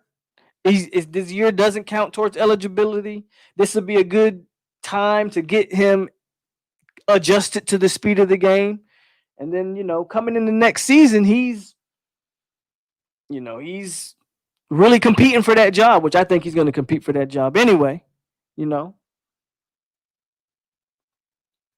But I like what I saw from Chuba Purdy, too. Guys dropping touchdown passes, man. Ain't nothing a quarterback can do about that. He's putting the ball right where it needs to be. Guys either dropping open ones or your 6'4" receiver can't make contested catches. Like, eventually, man, you got to make a play. You are a Florida State wide receiver. Got to make a play. Thank you. Hit it hard this week. That's all they should be doing. Raider, no, what's up, man? I still need to give the ball to Lawrence more. Lawrence and Webb is a great one too. I don't want to. I honestly, I love me some Toa Feely. Anybody who has watched me consistently over the last few months, really, I mean, all of spring and summer, I was telling guys, Toa Feely was my number one running back that I was excited to watch. I thought I've been high on Toa Feely since day one. But LaDamian Webb has surprised me. I thought he was going to be solid for a JUCO back. I didn't think he was going to be as good as he is. And as much as I want to get Toa Feely involved, I don't think you can take the ball out of LaDamian Webb's hands. And LaDamian Webb is also a damn good pass blocker, which is another reason why I believe he gets a lot of the snaps as well. He's more physically ready too. I mean, even as good as Toa Feely is right now, imagine Toa Feely in a couple years when his body is developed. Where instead of running at 190, Lawrence Toa Feely is running around at maybe 205. Toa Feely is going to be a problem in the future for sure. But I think LaDamian Webb is the guy right now, but a great 1-2 punch with both of them.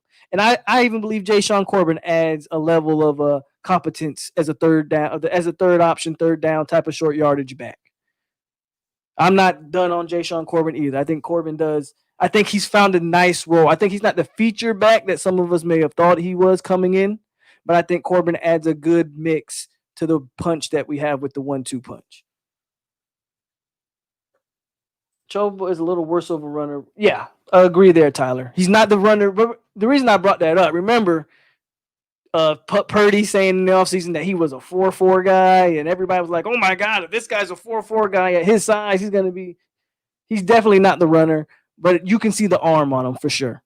You can definitely see the arm on him. A lot of extra players are ripping the program. I follow a lot of those guys on Twitter, and I won't necessarily say they're ripping them. They're not necessarily ripping the program, but they are getting on these players, Sam. And that has to do with the players tweeting them.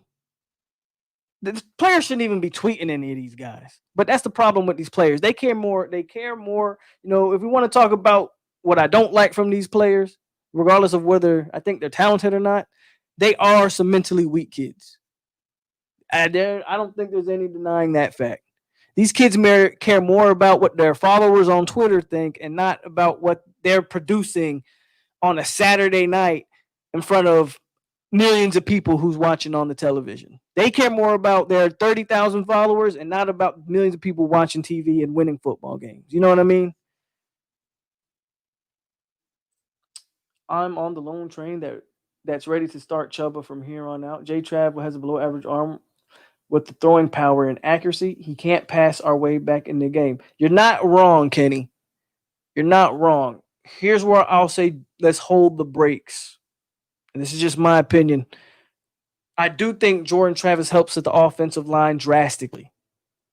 I think if you throw Chuba in there, a kid who's not used to the speed of the game, Chuba's going to start seeing ghosts. And I'm not going to say the O-line is going to revert back to what it was, but we're going to start taking a lot more sacks. Because even in that the limited amount of snaps that Purdy got, you can see he got happy feet a few times and would roll out when he didn't need to. The game still needs to slow down for Purdy. What I think you can do with this, Purdy obviously has the better upside and is going to be the quarterback of the future to play. While he's playing, guess what also is happening? The offensive line is continuing to develop. Next year, we're assuming, all this is assumptions. Next year, you would assume the offensive line takes a major leap forward in development. Again, we're playing some undersized guys, yet they're looking competent. Body development, just knowledge of the game, strength, conditioning. And then all of a sudden, Purdy has more confidence in the O-line. That offensive line is able to hold up, and Purdy don't have to see the ghost. I don't want to put him in there now and maybe ruin them. That would be my one devil's advocate to what you're saying. Let's put it like this. I wouldn't be mad if they started Purdy the rest of the season. I wouldn't be mad. But I think there's still some room to grow and fill out the rest of the offense so Chuba Purdy can come into a better situation when he's ready.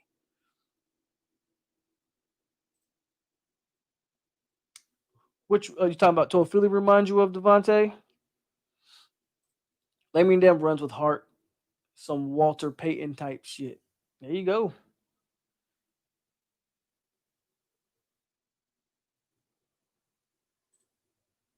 Kenny says, as they should. Maybe Chuba has a better straight line speed, but lacks maneuverability. And that's all. And I mean, anybody who, has played, even if you've played only Pop Warner level, but anybody who's played or knows that agility is more important than just running in it. How many times on a football field are you ever really going to run in a straight line? He's not. Very rarely. Maybe if you get sent on a fly route as a wide receiver. The best players or the best guys you've seen, they're able to make guys miss in space. That's what takes a good player to a special player. The reason why Jordan Travis is so special with his leg, because he can just flat out make you miss. Where you think you have him, and then he just sidesteps you, and then he's gone. Yeah, I don't think Purdy has that in his repertoire. Granted, we haven't seen it, and maybe he can have a little bit of maneuverability there, or agility. And maybe he is a straight line speed guy, but I would take that agility over that straight line speed any day. Raider says, yeah, he runs north and south like Freeman. What impresses me most about Atoa Philly is really, to me, has been his vision and his feet. I don't think Atoa Philly has the burst that Damian Webb has. But this might be a funny comparison. And people might not see it because on the outside they don't look like the same player. Atoa Philly reminds me of Le'Veon Bell. Le'Veon Bell's a way bigger running back than Lawrence Toafili. But if you watch the way Toafili lets the hole open up for him, moves his feet while waiting for the hole to open up, then hits the hole, Toafili's very impressive with the way he lets his block set up and then hits it. Very impressive. Big difference between straight line speed and being a football player. There you go, Kenny. Kenny hit it. There's a big difference. Anybody, I ain't gonna say anybody, obviously, but there's a reason why a lot of failed track stars have failed in the NFL. They ain't no football player. Some of these players act like they forgot they are at Florida State, are playing the same spot as Peter Ward, Deion Sanders, you name it. And D. Thompson agrees with Kenny. So, yeah, if we're talking about some positives, which I would really like to talk about more positives, yeah, Toafili is definitely a bright spot. And that's just the comparison I see from a Toafili. Raider says, I don't know if that's an I. I don't know what you're trying to say there. Kenny says, got players smoking cigars. Yeah, I didn't like to see that either, man. Smoking cigars and all that stuff. Like, come on. Now, if you're going to do that, then you come out against Louisville and play like and do something, right? that phrase, do something, right? If you're gonna do all that, smoking cigars, tweeting at former players now that you finally won a meaningful game, I got it. I know it was a good feeling. And quite frankly, you guys deserve to win that game. But then you can't come out the next Saturday and put up that type of performance you put up. Mentally weak. We got some mentally weak guys. I'm not gonna lie there. We do need to get some more hungry dogs in this on the roster. I do think we got some talented brothers, but I would say mentally some of them are just shot. And I think there's a reason why you see the Josh Griffiths, the Steven Dixes cracking the rotation as early as they've cracked it. I fully believe that if Demore Tate didn't have academic issues, he would have been cracked that other corner spot. With his size and length and speed, Demore Tate would have been your other corner. It sucks that he's pretty much going through the same situation that Travis J went through last year. Those are guys that I'm pretty sure are dogs. They ain't been tainted by multiple head coaching staffs and a losing mentality and culture. They ain't been tainted by that yet. Those are kids that I know are going to come in here. Josh Griffith, Steven Dix, DJ Lundy, even a guy like McClendon, who let me say this real quick. A lot of people are not talking about McClendon. And while he's not making like a bunch of sacks right now, that kid is playing with a lot of motor and a lot of heart, and he is around the football most every time he's on the field.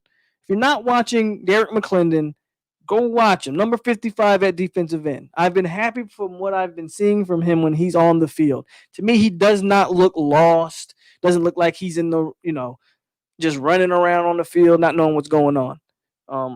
Some of these young kids are coming in. They're hungry. They don't have a loser's mentality. They're not used to losing. Most of these guys were the best players on their high school teams, took their high school teams to districts and state titles. These kids aren't used to losing, man, and they're coming in hungry and they're trying to take some spots. And I like what I've been seeing from a lot of these younger kids. There are some of these older guys, yeah, I'm ready to move on from. Even some of the more talented ones, if I'm being honest. I know I'm tired of hearing in practice the backers play the right gap or receivers catch every ball, but Rice said it best. Players in the game are doing their own thing. On the positive side, overall, the starting scripted drives on offense always seem to score points. I wonder if J. Trav more hurt than they are saying. Man, Raider, you're not lying there. You can see that brace under his shirt. Jordan Travis, and this really stood out in the Louisville game. I think it's his left arm. That left arm is hanging like it's dead. Now, granted, when the play snaps, he's able to pick it up and hold the ball and all that. But that left arm, on almost before every snap, I'm watching Jordan Travis, and that left arm is like hanging there like it's dead in the water. Like he can't even move it. That's why I do think this bye week is definitely going to help diagnose some things. I mean, if Jordan Travis is that hurt, man, let him heal up. At this point, if we got to go with Purdy, we got to go with Purdy. And if the sky really falls on us and the apocalypse is upon us, then and two quarterbacks aren't healthy enough to play, well, then damn it, I guess James, you're just gonna have to come in the game. I'm sorry, but if that's the case, then I guess James Blackman, you just finish your career out. Oh, it even hurts to say that. I'm 24, so I understand wanting to feel good about yourself, but these players have been clout chasers for a few good years now.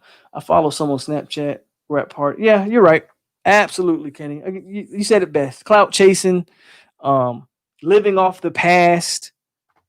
A lot of these players came after FSU was winning a lot of games, and I think some of these guys came into this thing thinking, I don't have to work hard and practice hard. I'm just going to be good, and it didn't work like that. Dix is growing every game, in my opinion. I'm excited for Dix's future. I wish the younger guys could just understand everything right away. Don't we all wish that just how it worked? That Steven Dix was playing like a fifth-year senior off the bat. How amazing would he look? That's what I was looking at. His arm was hanging at the end of the UNC game. I knew his ass wouldn't be healthy for this past game. Have to get Chuba ready to throw Jay Black back. Have to get ready to throw or throw Jay back in. I don't want Jay Black back in. Don't do it. Don't do it. Can you even imagine if Blackman started another game? I don't want to. But yeah, the Jordan Travis thing is legit. He does not look healthy. Again, that arm hangs like a limp noodle there. I know you guys are seeing it. It's like he can't lift it. I don't know if it's like a dislocated shoulder. I don't know. Torn labrum. I don't know what's going on with that arm, but I don't want to speak it into existence. But I was thinking this the other day. I wouldn't be surprised if you hear like Jordan Travis has to get shoulder surgery or something. I wouldn't be surprised. The way that arm is hanging during games is like it's fake. It's like it's not even a real arm. He's just hanging. That arm is literally just hanging there, like he's had to do all of this just to move it. Like, shout out to Jordan Travis for being tough enough to continue to play like that. Dude's got heart, and you can tell he wants to. You can tell Jordan Travis does not want to waste this opportunity because he's look how hard he's had to fight for this opportunity. The last staff didn't want him.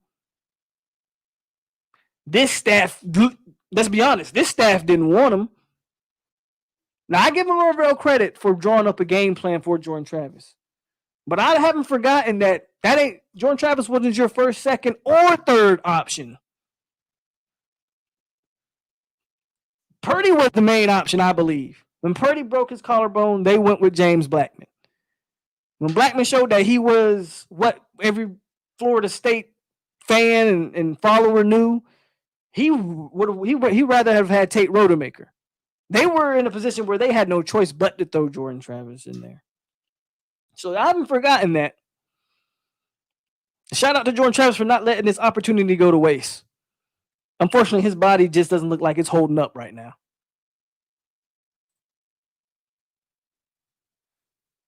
I hope don't say that, Kenny, but I see exactly where you're coming from.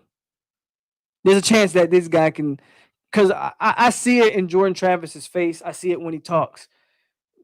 Jordan Travis ain't gonna make no excuses, and he can be feeling like his arm is just gone. But Jordan Travis ain't the type of guy that's gonna say I can't play. He's gonna go out there and play with a bum arm and all, and you can see it. The kid's not making no excuses, and I don't blame him. He's not in a position to. No one's ever given him a fair shake.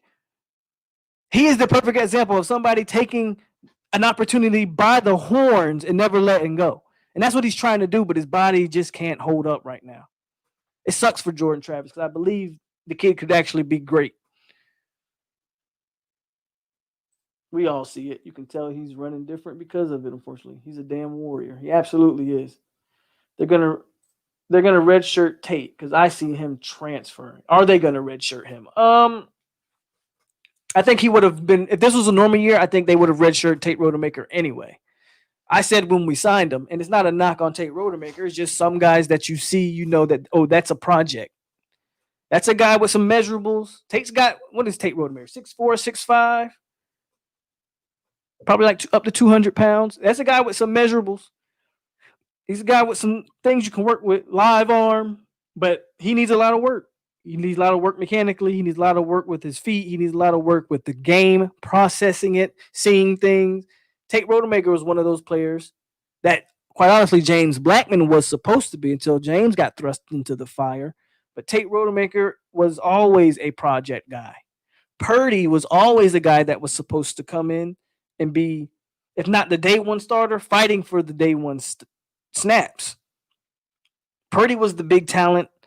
Rodemaker was the insurance. The Rodemaker's the guy that, man, if you found a gym, awesome. That makes us look great. He was a great high school quarterback, won a lot of high school games, put up a lot of good high school numbers, but he needed time.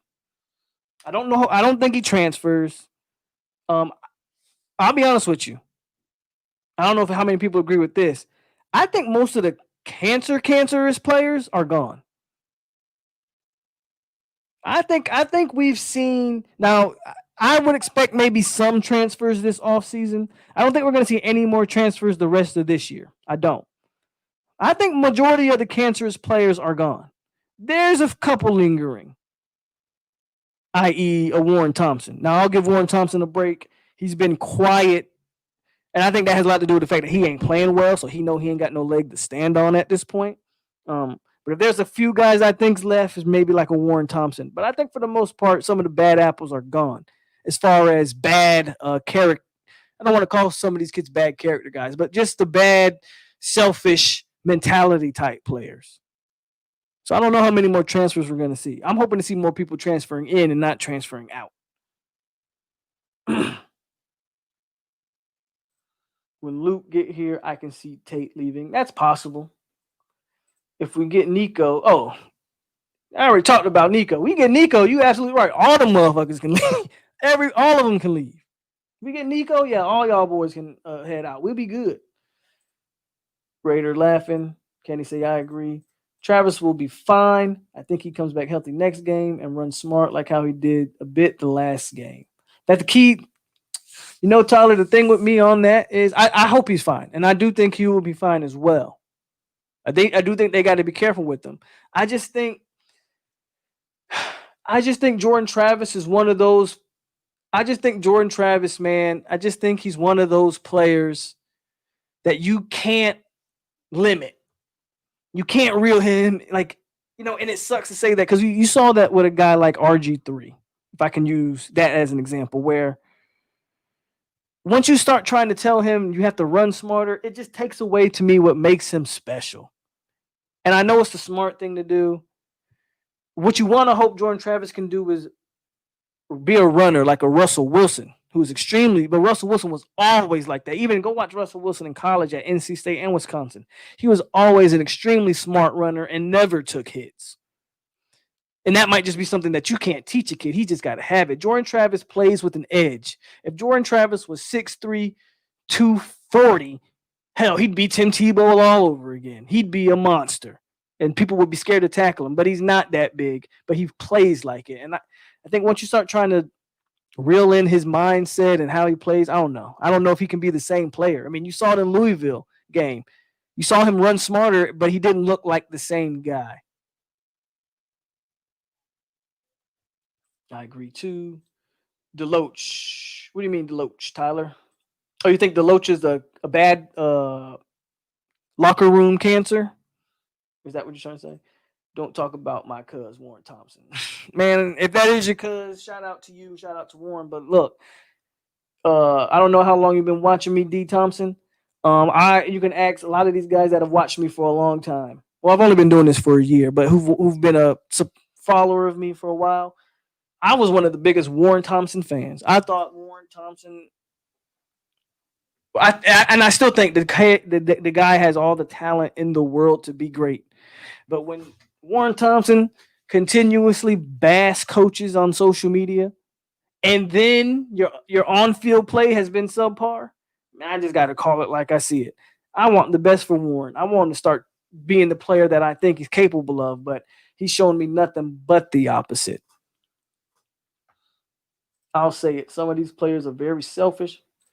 We all want him to be fine, but we all see his arm hanging. Saturday, we saw him running smart, and it's not really effective. That's what I was just saying, Kenny.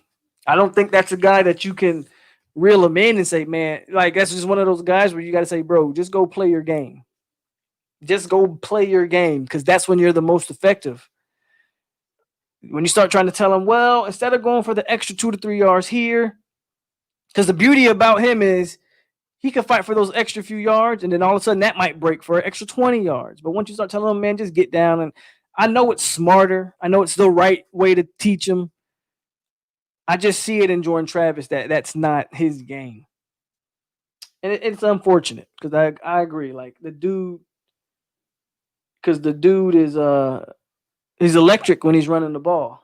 Absolutely electric. Who is Nico? Go look him up, Raider Noel. Let me get his exact name. I always mess up his last name. It's almost like macaroni or something. But it's Nico Martial. I can't even pronounce it. Nico here. Oh, there you go. Kenny Trill put it in the chat. I was just about to write it in the chat because I always mess up his last name. But go look him up. 6'2", 216 out of Chandler, Arizona. This kid is the number. He's a class of 2022. I wouldn't be surprised if his ranking goes up. But right now, he's the number 7 pro quarterback in the nation, 183 nationally. But again, I think when you watch that kid, he's got something special about him. Go watch him. I wouldn't be surprised if his stock rises. Yeah, the kid from Arizona. Yep.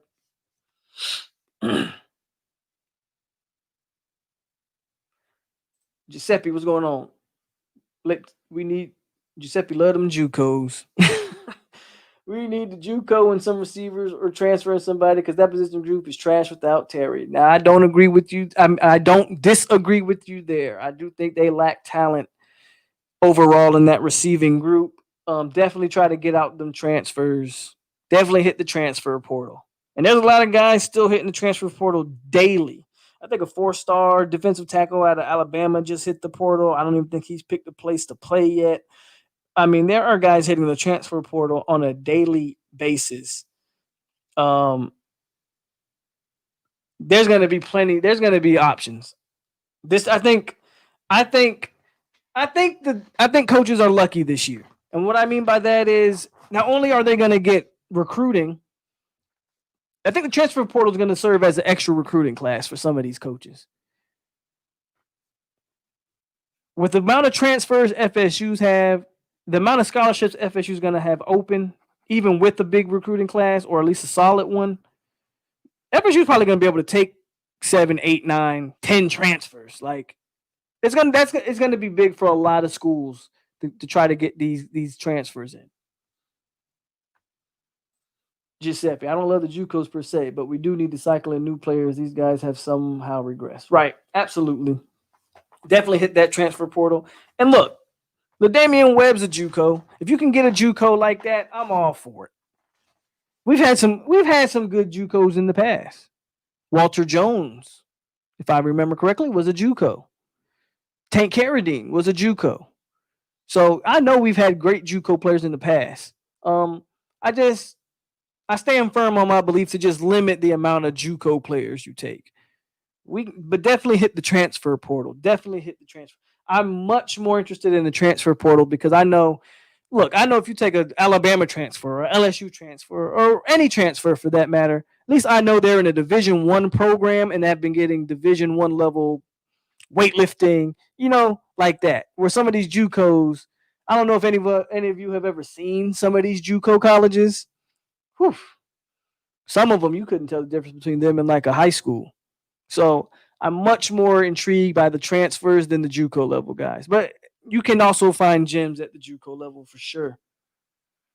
I I don't think trash is the right word because Keyshawn has had to bail out Travis a few times already this year. No, absolutely. I'm not calling Keyshawn Helton trash. Again, I am not even knocking Keyshawn Helton for the Louisville game. I'm one of the few people that's not. I am a fan of Keyshawn Helton, and I understood, man. The man had a bad game. He even had a great interview today where he took 100% responsibility. Good players have bad games. Everybody has a bad game. Keyshawn had a bad game. Maybe trash is a harsh word, but I do think there's a lack of talent there. And some of the guys that we were kind of counting on haven't developed. I don't know if that's coaching. I know, I don't know. Dugans, I don't know. But where is Jordan Young? That dude 6'2". I remember watching Jordan Young's high school tape. Now, he was only a 3-star. But I remember watching high school tape, and he could run like the wind in high school. He was just better than he looked like Tamarion Terry, quite honestly, in high school. And where is he? Where is he? I don't see him. Warren Thompson, again, this is a kid at 6'3", 6'4". Where is he on most games? So, yeah. If for nothing else, we just need to raise the floor and the ceiling in that wide receiver room. Transfer in some heart. When Jordan Travis has the ball in his hands, the potential for scoring is 87%. There goes Sam with the analytics. We just offered 2021 outside linebacker John Lewis. Good. I don't know if I saw that. We could be thinking about the same. Is this kid out of Georgia, Tyler? Because I know I saw they offered a linebacker out of Georgia, and I didn't catch his name, and I didn't look at his measurables, but I did see an article where they offered an outside linebacker. Where they offered a linebacker out of Georgia. Are we talking about the same dude? I like those measurables though. That's for damn sure. The development is lacking. I fully expected Warren to be the number one after this year. Absolutely. Can we get a few basketball players to walk on? Hey, the way Leonard Hamilton recruiting basketball, whew, get a couple receivers off of that basketball team to do something, or some tight ends. Jordan Young was mossing folks in those high school clips.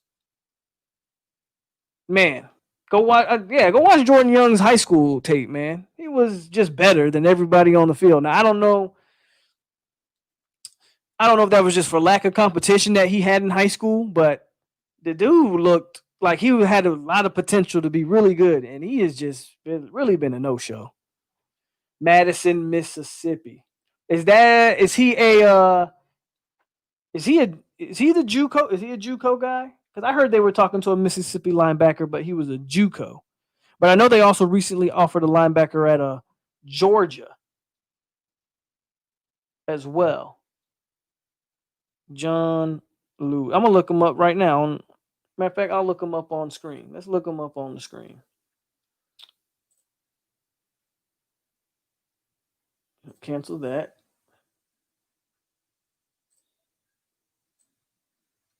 Because I know they were. I think last night, as a matter of fact, I saw that they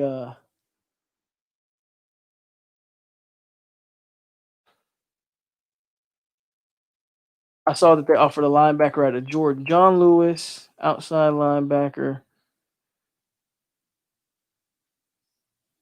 Nope, that's the wrong guy. Let me find the right guy. You said out of Mississippi?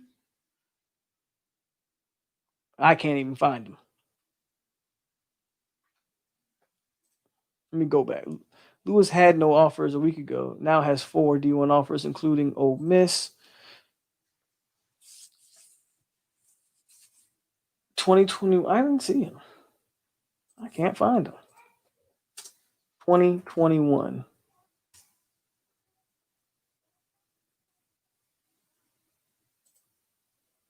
Here he is.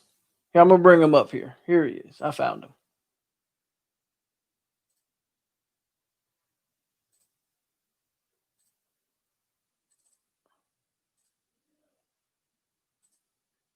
There we go. There he is right there. Those are great measurables for sure. Very similar measurables to Brandon Jennings, actually. Right now, he's got Ole Miss. You see, Dion's on him. Dion's on him. Central Arkansas, Ole Miss. And that's really all he's got at this point. So, I guess he's a guy to watch. Definitely has the size. What's his highlight tape looking like? Why not? Let's watch it.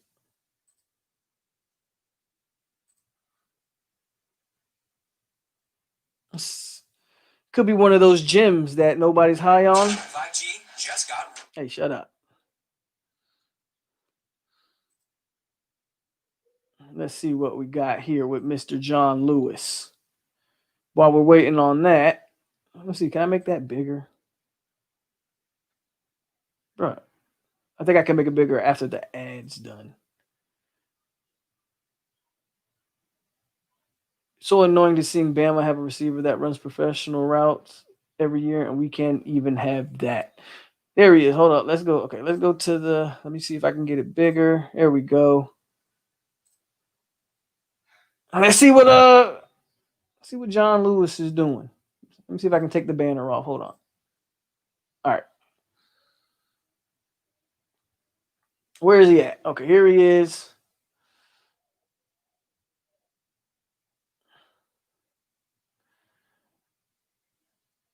He look like he playing some midgets out there, man. Them kids look small.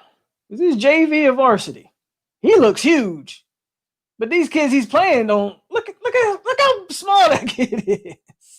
That might be why he's underrated as a prospect.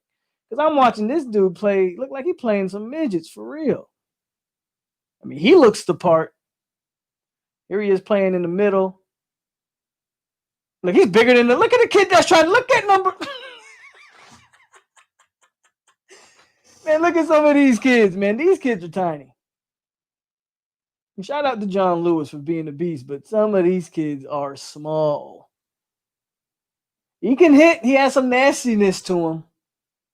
Well, I'm definitely going to say he's lacking in competition. Definitely going to say that.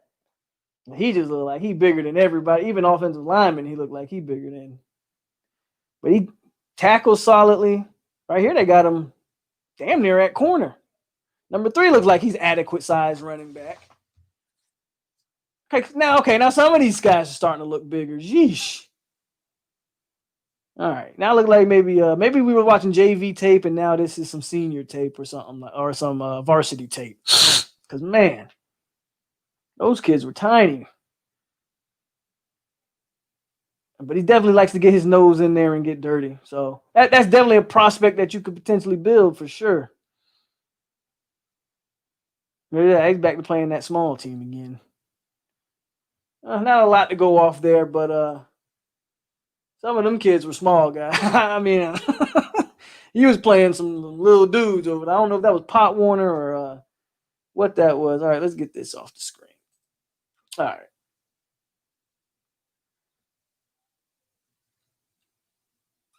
Now let me go back up to the rest of these guys. Sucks for Jalen Waddle. It definitely does. That really sucks for him. We need another Rashard Green type of receiver. Yeah, those guys don't come around that often, man. Just the way that is. When the football team is on their offseason, would you be willing to talk about basketball? I talk about the basketball team for sure. Definitely. Basketball is my second favorite sport, so I'll definitely be on the basketball team too this year. I mean, I think a lot of people are expecting some really big things from this basketball team, if I'm not, I'm not mistaken. Haven't seen the tape, but we just watched it, and I don't know. He didn't look bad per se. I'm not saying that, but I think everybody can agree he was definitely going against some very undersized kids in that tape. If Fuller is there, defense is done. POLK, Warner had the size also. You're absolutely right, Peter. Good point. Warner's not a small dude either. So, we'll see. We'll see. Can he laugh? Yeah, everybody laughing at him. I'm telling you, man, that kids was very Small as hell, man. I was like, wait a minute, am I watching the right dude? I don't follow. I know we have a great baseball program, Tyler. I don't follow much of the baseball program, if I'm being honest with you. If I'm being honest with you, I don't follow much of the baseball stuff. Who you think we need to come back for another year next year? Who currently on this team needs to come back? Oh man. For my own selfish reasons, I would like to see Asante back, but he's probably going to be gone. I would assume everybody else in that secondary is coming back though. And a part of me thinks, now I have no knowledge of this or haven't heard anything on this, but a part of me thinks Hamza will play for us next year.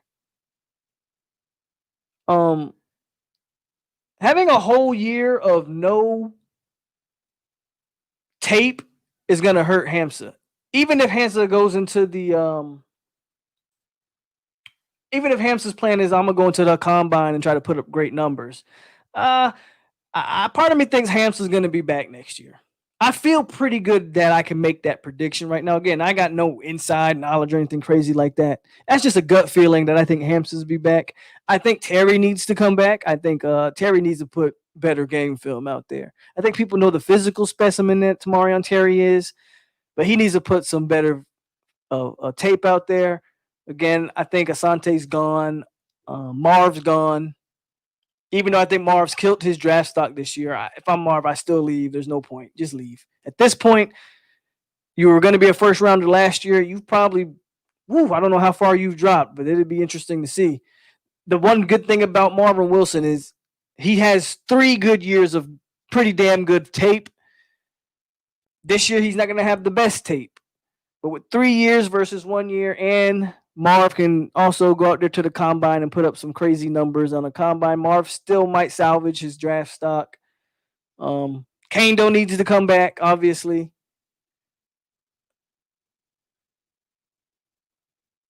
I think Gainer's eligible this year, but I think Gainer needs to come back. But part of me thinks I can see Gainer leaving. And a part of me I think is I don't think Amari Gainer's happy the way he's being used. I think all those, other than Marv, I think all those defensive tackles need to come back, all of them.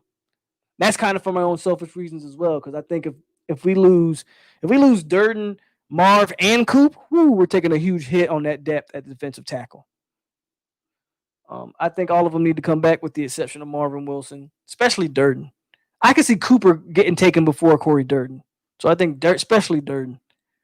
And I said Kando coming back, or I would. And linebackers, I mean, I think Emmett Rice has stepped his game up, but I don't think none of our linebackers are even draftable. So that's just talking about defensively. Offensively, Terry got to come back. I'm hoping Love Taylor comes back. Now, I think you can look at Love Taylor this year, and I think a team would draft him. I can't tell you what round. Maybe 4th, 5th, 6th round. I think a team would take a draft pick on Love Taylor. I really do. I would love him to come back, but I could see him getting drafted. Bavion needs to leave. He ain't getting drafted, but he just got to go.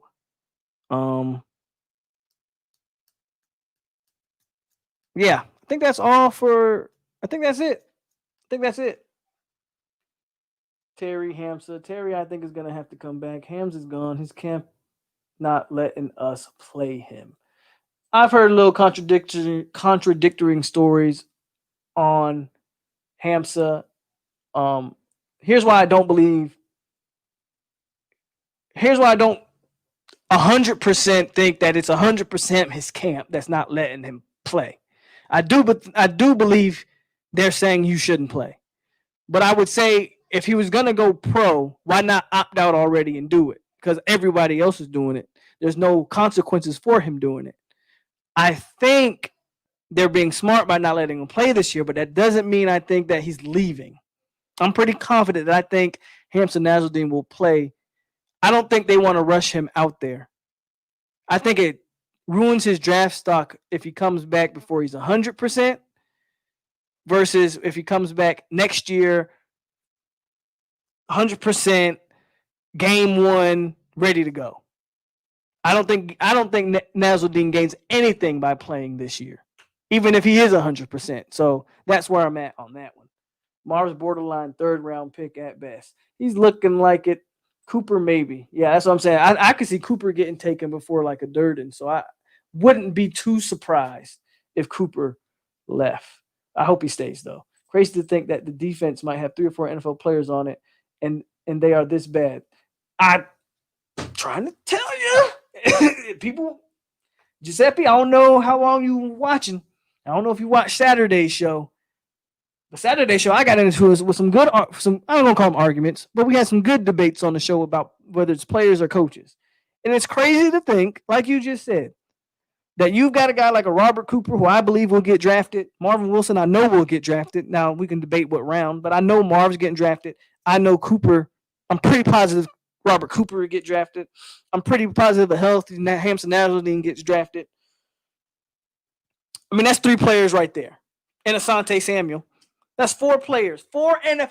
Name another. Again, and I don't want to keep doing this, but I'm going to do it. I'm going to make this last point about this players, coaches thing. Just name me another ACC school that has 4 NFL players. And that's at least 4. What if Kando continues to improve and get healthy? Let's assume Steven Dix continues to develop and grow. That's an NFL caliber linebacker. I know I'm jumping the gun on the Steven Dix because he's got a lot of football left to play, but you see where I'm going with this. Travis J, he's not even healthy. He's playing on one wheel right now. And I would say that first game against Georgia Tech, you can see the talent with Travis J. This team has NFL talent on it, man.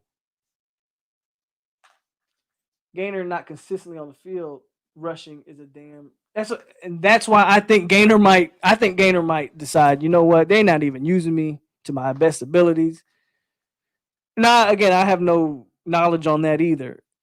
As a matter of fact, for most of the stuff Amari Gainer posts on the social media, he's very positive. He's very supportive of Florida State and what's going on. But I just have to believe he has to be somewhat frustrated in the way he's being utilized. So it wouldn't be surprised me if Amari Gainer decided to go. Love Taylor can improve his draft stock a lot with another. I agree, Kenny, but I even think as of now, I think a team might take a pick on him. But you're absolutely right. If he comes back another year with another year under Atkins, he can go from a 6th rounder to a 3rd rounder. I don't know if Love Taylor's ever going to be a 1st round type of guy. Not even sure about a 2nd round. But I can see a team taking a 5th, 6th round pick on him, and maybe he can prove that to a 4th or 3rd round pick. I think Hampton needs to put something on tape, especially after a devastating knee injury. That's what I think too. If Hampton doesn't opt out, then he gets to practice all year. Okay. Got you. So it makes sense why he wouldn't opt out, because he still gets to rehab and practice and, get in shape. So it makes sense. Ham is hurting himself if he just leaves with no tape. And that's where I'm with it, Kenny. I agree with you. I think to just not play an entire year, you didn't finish the end of last year because of your injury. Man, that's a lot of time to not play football with nothing on tape. I think Hamza will come back. Hamza and Asante will get drafted. Hamza would have, if Hamza does get drafted, let's assume he does leave. No team's going to be clamoring for Hamza Nasruddin.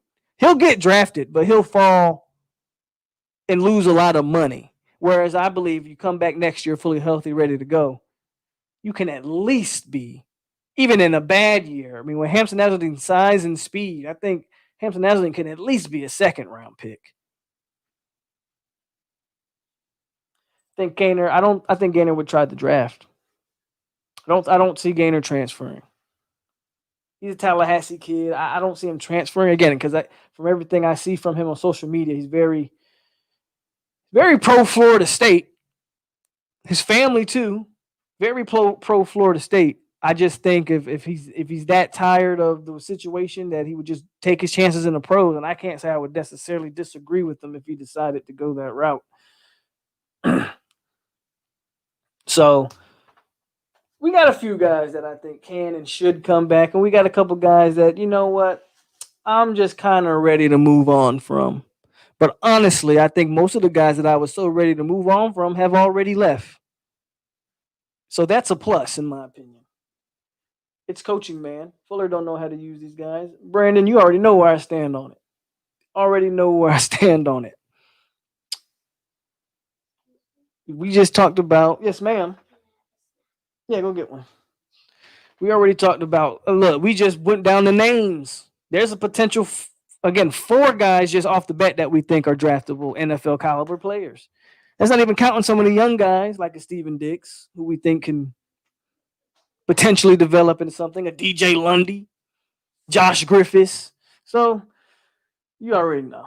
You think he's done enough. I don't know. See, that's the thing. I don't know if Gainer has done enough to get drafted, but I do. I watch the draft every year. And every year, there's 1, 2, 3, 4 players who you've never heard of, and they go to the combine and put up stupid numbers, run 4.3 at 260 pounds. You know, they're just some crazy athlete that just come up there and run crazy numbers, bench a bunch of weight, and a go from a guy that nobody even knew of to, is this guy a borderline first round type of pick? I think Gainer can do something similar. Now, do I see 4.3? No. But I mean, a guy at Gainer's size, what is Gainer? 6'3, 220, 230 something. Gainer can go out there and run a 4.5, bench 225, I don't know, 15, 20 times. Like, if Gainer can go out there and put up some crazy combine numbers, even with a lack of tape, I think a team would take a shot at a player like that.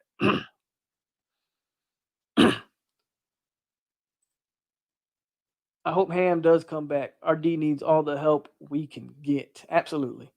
No, Polk. I missed Saturday show. So are you saying it's Fuller scheme? 100%. Or 95%. I'm not saying there's not bad players in the defense. I think we all can agree that it's not bad player. That there are some bad players. There's some bad apples. But I am all in on it being Fuller not being a good defensive coordinator. Better question. Does Gainer get selected? I would. Again, let's see what he puts up in the combine. Let's see what he puts up in the combine. He won't have necessarily the game tape to sign up. Even though Gainer's got some good tape. Gainer's problem is his tape, his highlights come in spurts. But even this year, I mean, Gainer was the one who forced that fumble in at the Notre Dame running back on I think it was like the first play of the game. Saved us in the NC State game last year with forcing the fumble. Gainer has some good highlights. Doesn't have the consistency, and I think that's just from not being used properly. But again, if Gainer goes out there and puts up crazy combine numbers, then yeah, he'll get picked. And if he puts up okay numbers, the team still might draft him as a later round pick. Once again, what defense would you run with these players? You know, I don't have me personally, I don't even have a problem with the 4-2-5. It's not the 4-2-5 that I have a problem with. I definitely, whatever scheme you run, I do believe you need a 4-man front. No 3-4. 3-4 is not a bad defense. 3-4, you really need, like, I think Gainer would fit in a 3-4 outside linebacker role. I don't know if we have the defensive lineman for that. 3-4, you need a certain type of body type on that D line. You want more guys that are like 6'5", 2, 3, 25 on the outside, something like that. Like Haloti Nagata needs to be your defensive end in the 3-5. If you get Calais Campbell can be your defensive end in the 3-5. You need big, long guys like that in the 3. Keep saying 3-5 in the 3-4. So I think whatever you run at Florida State, it needs to be a 4-3. We've always ran a 4-3. Stick with the 4-3. I don't have a problem with a 4-2-5 or a 4-3. No 3-man fronts over here in Tallahassee. Canes for Life was cooking. Can we put Gainer at DN, please? I've been calling for it. If we fire Fuller, who do you see as a possible replacement? I don't know. A lot of people want Charlie Strong. I think he at least got to give Charlie Strong a call. And everybody's saying, well, you can't pull him from Bama. I mean, if he's just an analyst at Bama, you can pull an analyst from Bama. Now, if Nick Saban is telling him you're going to be the next in line to be the DC, because obviously he's not going to be the head coach in Bama. Even if Saban retired tomorrow, he wouldn't be the head coach. But Nick Saban telling him, hey, I'll give you a crack at being defensive coordinator here if because, Nick Saban loses a coordinator yearly to a coaching job. It seems like every year Nick Saban's losing an offensive coordinator or a defensive coordinator. So that could be his play with Charlie Strong. But Charlie Strong would be my first guy I'd call. Dude has Florida ties. Yeah. I think he was correct me if I'm wrong, Charlie Strong was the defensive coordinator on those Florida National Championships teams. We know what he did at Louisville. I know he has Miami. I know Charlie Strong is good in South Florida. Charlie Strong, that'd be my first pick. After that, then it becomes a little tougher.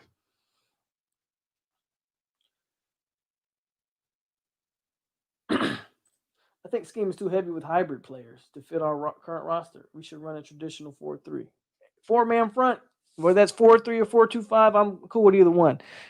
For 4-3, I think 4-3 would probably be preferable over a 4-2-5. Use Gainer like Simmons at Clemson. I don't know if Gainer's quite the athlete that Isaiah Simmons was, man. Gainer needs to cross train at Fox and Mike. I said that. I said I would be very interested to see Gainer at Mike linebacker, lining up beside Steven Dix or DJ Lundy. I'd be very interested to see that.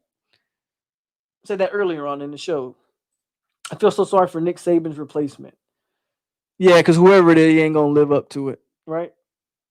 He doesn't have that Simmons. Yeah, I don't think he's that athlete that Simmons is. 3-4, you have to have great linebackers that are ball hawks. In the 3-4, you have to have definitely more speed at the linebacker position. And you also have, again, you need to have those big. See, in the 4-3, you would run more of your compact defensive tackles. Like Robert Cooper is perfect for the 4-3. What is Robert Cooper? 6'1", 320 or something like that. He's a perfect nose guard type. And then you Robert Cooper at the 0, and then theoretically Marvin Wilson at the 3 gap is like theoretically that's the perfect matchup, perfect mix. For whatever reason, it's not working like that. But those we have more 4-man front type of linemen. Linemen and linebackers are more suited to play the 4-man front. The linebackers definitely need to be a little bit more athletic, run better in space. Your edge linebackers are your primary edge rushers. So you definitely need those guys. Now I think Gainer fits that, but I don't think we would have a linebacker opposite of Gainer that could fit that, unless you want to throw Deloach on the other side, but he might be a little bit undersized. And yeah, I think in the 3-4 we wouldn't have the linebackers in the middle to play it. I agree that. I don't know if we'd have the linebackers in the middle to play it. And I know you could maybe throw Marv at the 5 tech. You could throw Marv out there as a defensive end and Durden at the other one.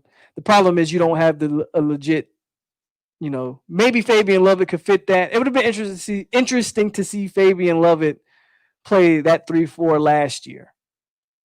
Because he would have fit better than like Robert Cooper in a 3-4. 4-2-5 would work better with him, so absolutely. Not exactly like Simmons, but it would do wonders for him. With 4-2-5, we got Woodbay playing where Ham should be at, and Woodbay should be where Amari's at. Yeah, that's what I've been saying, Kenny, absolutely. I have no problem with the DC coming in and cleaning house. So who do y'all think? Y'all want Charlie Strong? To go back to the question of defensive coordinators. Even though I know some people might think Fuller's fine and just want to get rid of the players. If that's how you feel, that's cool too. But if you do want a coaching change, would you want Charlie Strong? Who would you look for? If you don't have the linebackers to run that 3-4, you damn sure don't have to run Right. But yeah, he was trying to run that shit, though, Tyler. Absolutely right. Absolutely right. Which that's why that never made any damn sense to me. That's why that never made any damn sense. If you can't turn TDs into field goals, we will have a chance to win every game. Are people still trying to blame Fuller as the biggest problem on the defense? Not saying Fuller's the answer, but are people not watching the games? Players make plays, especially on defense. Defense soft. There is one. We found one. We found one that's going to defend Adam Fuller. And you are very entitled to your opinion, Philly. But yeah, we kind of went over that. Yeah, I would like Strong. Will Muschamp. I would be cool with Muschamp. I don't know if South Carolina is going to fire him. But I would get if Will Muschamp was to get fired, I would definitely take Will Muschamp. Isn't Randy Shannon at UCF? Am I wrong about that? Last I remember, Randy Shannon was at UCF. I'd be cool with Randy Shannon. I know he's a Miami guy. I think Randy's a Miami alum. But I would not be mad at Randy Shannon. I wouldn't mind bringing back Jim Leavitt at this point. I'm so fed up with Fuller. Well, if you bring Leavitt back, now you're making that 3-4 transition, and I'm cool on that. Again, I just don't see us. I don't know. The 3-4 don't fit Florida State to me, and I could be wrong on that. But I also think once you make the transition to the 3-4, you got to start recruiting 3-4. I think we got guys that can play 4-3 right now. You know what I mean? Yeah, we found one. I knew somebody was in here, man. I knew somebody was here that was ready to say Fuller's not the problem. But as we already talked about, we got NFL caliber players on this defense. Again, I'm not saying Fuller's the entire problem. I'm not saying that some of the players aren't bad or overrated. I just believe it starts with that defensive coordinator. If I'm Mike Norvell, I at least give a Dan Quinn, obviously. There's a lot of talk that he might stay in the NFL from what I'm hearing. But yeah, Dan Quinn, those probably should be your two major targets. Charlie Strong and Dan Quinn. Dan Quinn just got fired, so I don't know what his plans are for his future, whether that's stay in the NFL or go to the college ranks. Go back to the college ranks, but those should really be your two top candidates. Charlie Strong's a analytics guy analytics guy over there at Bama. So whatever that means. And Dan Quinn's he's jobless. So you got something to offer those guys. Yeah, I thought he was at UCF. Yeah, there's another Dan Quinn back. Jeremy Pruitt gets fired, throw the bag at him. I wouldn't be mad at Jeremy Pruitt coming back either. I would not be mad at it. I think Pruitt coming back would be a game changer. I just don't see. He had so much controversy his short time here in Tallahassee. His wife ain't letting that happen. And this one too. Okay, so yeah, we bringing up some names, and I like that. So some of the guys that could get fired at the end of this year. Mark Stoops. Definitely would love to bring back Mark Stoops to coach defense if he got fired. Dan Quinn, who already has been fired from Atlanta. Charlie Strong, who's whatever an analyst does at Alabama. Which, let's be real, he's probably just an extra coach that they don't, whatever. Charlie Strong, Dan Quinn, Mark Stoops, and Muschamp. Now, I don't think Muschamp's going to get fired. Those are, or Pruitt. So we got 5 guys. 5 guys. I don't think Muschamp's going to get fired. I can see Stoops has been there for a while, and Kentucky kind of looks like they're regressing this year. Pruitt's definitely on the hot seat because Tennessee has delusions of grandeur that they're supposed to be among the elite in college football, yet they haven't been since, 97 or something like that. So those two could definitely get fired. One's jobless and one has a BS job at Alabama. Hey, that's a good 5 candidates that if you're Norvell and they're available, you definitely would give them a call. We need a DC from the NFL. We need a DC just from real Division One. I mean, you don't have to go to the NFL, man. Give me Division 1 level college football. Give me Power 5 level college defensive coordinator. I'll take that. Give me an SEC D coordinator. Give me an SEC linebacker coach or something, and we give him a shot at DC. I'd take that. Somebody with some recruiting ties. I heard a rumor that Dan Quinn is related to Norvell through marriage. Is that true? I heard the same thing. I haven't confirmed it. I heard that Dan Quinn is was like a Norvell. It's either Norvell was his groomsman or Quinn was his one of those. I don't know. I hear they have some type of relationship though. Don't know how true it is. Tennessee don't play that losing shit though. Pruitt is probably looking at least his last season right now. What happened to Pruitt and Tally? Pruitt was cheating allegedly, having an affair with his wife on his wife while he was down here in Tallahassee. It's one of the reasons why he left after only being here for 1 year. Allegedly. I don't want to put that out there like that. But allegedly, Pruitt was cheating.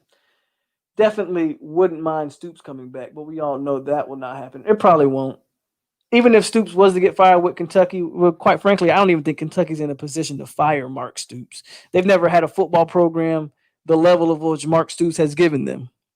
So you're right there. I don't think I don't think Stoops would even get fired. But even if they did, Stoops would probably try to go find another head coaching gig somewhere. Bud Foster. Where does Bud Foster coach at right now? He was wasn't Bud Foster the old Virginia Tech coach, defensive coordinator? I'll take Charlie Strong any day of the week. How about Greg Williams? If he gets fired by the Jets, he's their DC. I don't know, man. Jets are a losing organization. I don't know if I want to bring that over here. Swallow your pride and ask Mickey Andrews for his blueprint in the FSU archives. Some of that stuff in the heyday would work today. Odell should know that stuff. T-Buck, current DB coach at Ole Miss, bring back family. As a D coordinator, though, is T-Buck ready to make that leap?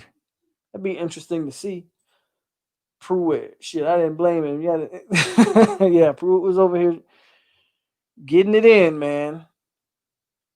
Right, he was VT. It's old VT guy. I remember. Big Marvin Shade Tree. I follow Shade Tree. Marvin Jones seems to be interested in some level of coaching, but he's also showed his support for Marvin Jones. If you don't know, is 100% pro nose. So he has not, unlike some of these other former Florida State. Which I'm not saying that I'm not saying like Cromartie's not 100% Florida State, but Cromartie has no problem calling out Adam Fuller in his terrible defense. Or Marvin Jones is more of a, hey, I support our coaches. They're going to get it turned around type. I would love for Marvin Jones to come back. If you guys haven't watched his son, I call him Baby Tree. I don't know what his real nickname is. I call him Baby Tree from American Heritage. We can't lose another legacy commit. We damn sure can't lose that one. We need to get Baby Tree on board. We've lost too many recently. We couldn't bring in Collier. We couldn't bring in Jennings. We can't lose Baby Tree. So go watch his son, man. Go watch his son. No, Paul. Ain't no allegedly. If you know, I know it's true. Sniper, for my own protection, he allegedly, I will not be accused of slandering the great name of Jeremy Pruitt. He allegedly was cheating. We're going to keep it at that. Brent Venables. We couldn't pull Brent Venables from Clemson unless we offered him head coaching money. What are you going to offer Brent Venables? $5 million a year? Then you could probably pull him from Clemson. Brent Venables' gig is so great up there in Clemson, I don't see Brent Venables ever leaving that job. I believe Marvin Jones is coaching arena football, a low-level league. All these big name DCs people throwing around. I doubt any of them get it. And can people stop trying to bring up former Noles? They haven't proven themselves in the coaching ranks. Well, a lot of them don't coach at a high level. Don't mean they can't coach. You know Devin Bush's son? Uh Devin Bush's dad, sorry. Yeah, he didn't have any experience except for high school coaching. Michigan hired him. And he's still their linebacker coach, I believe, up there at Michigan. What about Chad Morris? Chad Morris started in high school, had no track record. Dabo hired him over there at Clemson to be offensive coordinator, and the rest is history. Chad Morris has gotten tons of job opportunities. So it's about scouting guys, seeing who fits what you want to do, testing their football knowledge. If you always want to hire proven track records, some of the guys with proven track records turn out to be some of the biggest coaching busts. And sometimes you can find a gym. So it's a give or take situation. There's not enough money in the world to convince Venables to leave Clemson. Exactly. Yeah, exactly. Unless you're going to offer that man head coaching type money. And that would be ridiculous even of itself. Supposedly Terrion Arnold is at some FSU event now. I mean, he's a Tallahassee kid. I would hope so. Still don't think we land him, Tyler. And I hate to be so negative like that. But I don't know. I don't think we get Terrion Arnold. And I'm right. I'm really starting to doubt we get Destin Hill. I hope I'm wrong on both. Philly coming with that type. He got that. You see it? Philly got that energy tonight, Kenny. He want to be the difference maker in the group. I love it. Bring the smoke. We don't always got to agree. It's all good. If my Jags go ahead and lose out, then draft Sunshine, then maybe wanting to hire Dabo too. There's way better gigs. I'm sorry, Raymond. I have to say this. There's way better gigs in the NFL right now for Dabo to go to, i.e. Atlanta or Houston, and to go to your damn sorry-ass Jacksonville Jaguars. I'm sorry. I know that hurts. I know if you have to unsubscribe from me for saying that to you, I understand it. But ain't nobody trying to coach at them damn Jacksonville Jaguars, man. Come on. I've been saying this for weeks. We ain't getting Arnold. We all seen this defense. Yeah, I don't see Arnold coming over. We definitely need a Power 5 DC. That's what I would like to see. Give me somebody from the Power 5. Preferably SEC type country. I'll take a Big Ten defensive coordinator. They play some decent defense in the Big Ten. You bring anybody from one of them other conferences, the Pac-12 or the Big 12, well, damn it, you might as well keep Adam Fuller if you're going to do that. There you go. Sniper said it. Don't shoot the messenger, Raymond. Dabo ain't going to that team. I'm sorry. I don't see Dabo leaving. In the grand scheme of things, Tyler, I don't see Dabo leaving either. He's got it too perfect up there at Clemson to risk it all and go to the NFL for him just to fail. I mean, would Clemson be in a position to bring him back? Would they want to bring him back? I mean, I think they would want to bring him back, but who knows who they get to replace him? I think Dabo's gig is too good. I got Arnold to Georgia, Destin Hill to Florida. Yeah, I think we miss on both. Arnold for sure. I got about this much hope that we can land Destin Hill. I know Destin Hill just recently tweeted him in a Gators uniform. Or I don't know if he tweeted himself in a Gators uniform or he just tweeted the new Gator uniforms. Something like that. So, yeah. I'm sorry, Raymond. The truth is the truth. I'm sorry, man. Not the Jags. Lorenzo, what's up, man? He said, what's up, Polk? The problem with bringing in former players to coaches, they have to have a bachelor's degree, and most of them don't. But with that said, we still need them around the program. I think Shade Tree got a bachelor's. I'm pretty sure Derek Brooks has one. But no, I think that was one of the knocks on Deion when there was the rumor of Deion Sanders. And it was like, Well, Deion Sanders doesn't have a degree, does he? Because he left early. So, right, I've heard that before too. I understand that. But some of the elder statesmen, I believe, the Marvin Joneses of the world, I believe they'd be in a position. Corey Simon, who I also follow on Twitter, he's very supportive of the staff as well. Another 100% no who won't say anything negative. And I like Corey Simon a lot. I mean, that's a guy that you could potentially bring in. Just naming, people, we're all just pipe dreaming at this point. Going into next year, watch us have Adam Fuller again. So, John Chavis. Where's he coach? Samuel, enlighten me on John Chavis.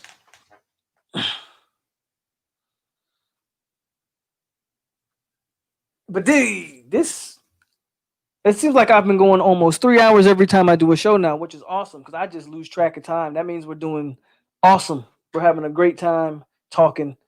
So we're going up on 3 hours. We're at 2 hours and 40 minutes. And again, man, tonight was another great show. But I think I'm getting hungry. Mr. Derrick Brooks, now there's a man I'd like to coach.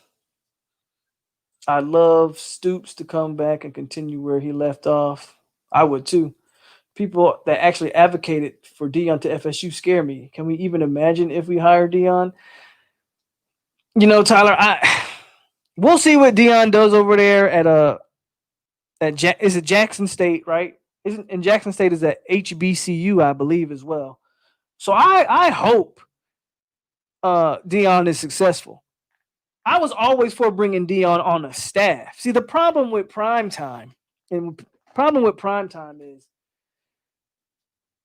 primetime was never going to be on a staff because primetime don't want to put in that level of work. Not saying primetime don't want to work, but come on, primetime ain't trying to be on the road 300 days a year recruiting these kids.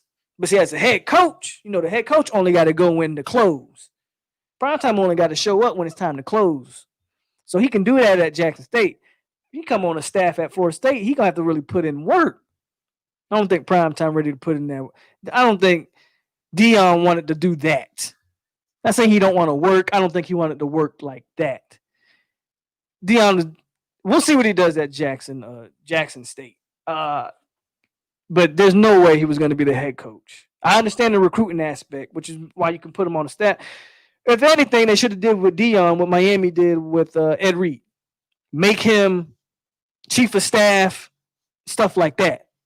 But yeah, not head coach. But I get the recruiting aspect of it. Todd Bates, number 2 defensive coach in Clemson, Rivals Recruiter of the Year last year. Okay, that's a name to definitely check out. I wouldn't be mad with that. Like, if you take somebody off that Clemson staff, if you're able to, I'd be 100% okay with that. Hell, I hope Manny Diaz can get fired at Miami. Yeah, FSU alum, and I think Manny Diaz is a damn. I think he's not a good head coach, but I think he's a damn good defensive coordinator. I take Manny as a defensive coordinator in a heartbeat.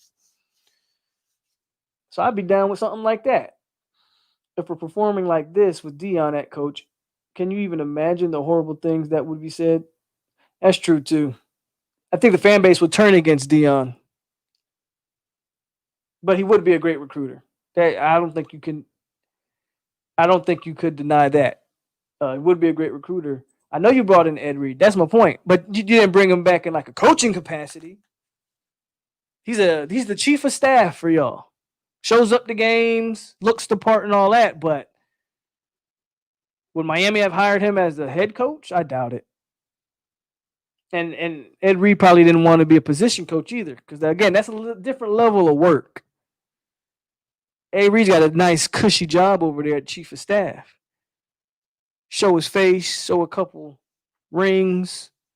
Be like, yo, this is the standard here at Miami. This is what we do. Perfect position for him. I think Deion could have filled that same type of position. But, I thought FSU in the coaching search after we fired Taggart would have went after Brent Venables. I just don't think Venables is leaving, man. Venables has never really been a great head coach, and he's in a position where, I think he's in a position where he can just recruit, coach his defense, get paid a lot of money. Just not in. It's going to take a team to really break the bank for Venables to leave Clemson.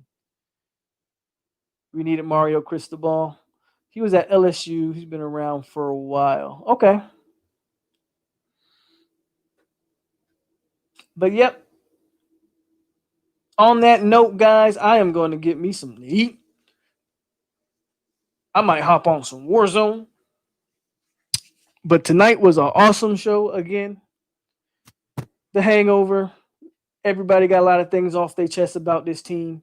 Good open forum conversation tonight. I thank everybody from tuning in. Samuel Hayes, Canes for Life, Sniper Gang, Jim Ferrari, Tyler, Brother Brooklyn, Kenny Trill, Raymond James, Lorenzo Blackman, whoever else I'm missing, Rose, FSU Rose. Yes, whoever else I'm missing, because I know Giuseppe, I know I'm missing some guys, but thank everybody who popped up in the chat today. Marcus, Omar, just going up. Even Philly, who came in there and wanted to be that guy tonight. Thank you for showing up. Remember to hit that like button on your way out. If you didn't hit that like button on your way in, what's my PSN? You play 2K, POLK? I don't really play 2K like that, man. That 2K's like Madden. It just gets worse and worse every year. All right, Samuel, good to see you. Matter of fact, I will drop my PSN on here right now. So if you want my PSN, give me a minute. I forget it all the time for whatever reason.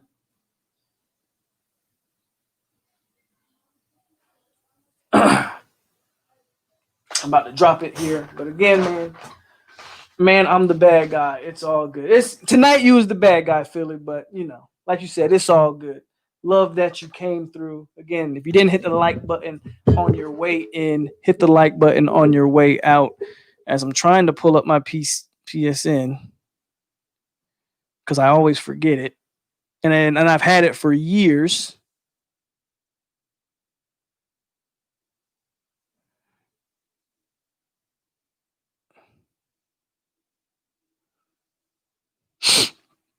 I think it's Knowles. Peace out, Raymond James.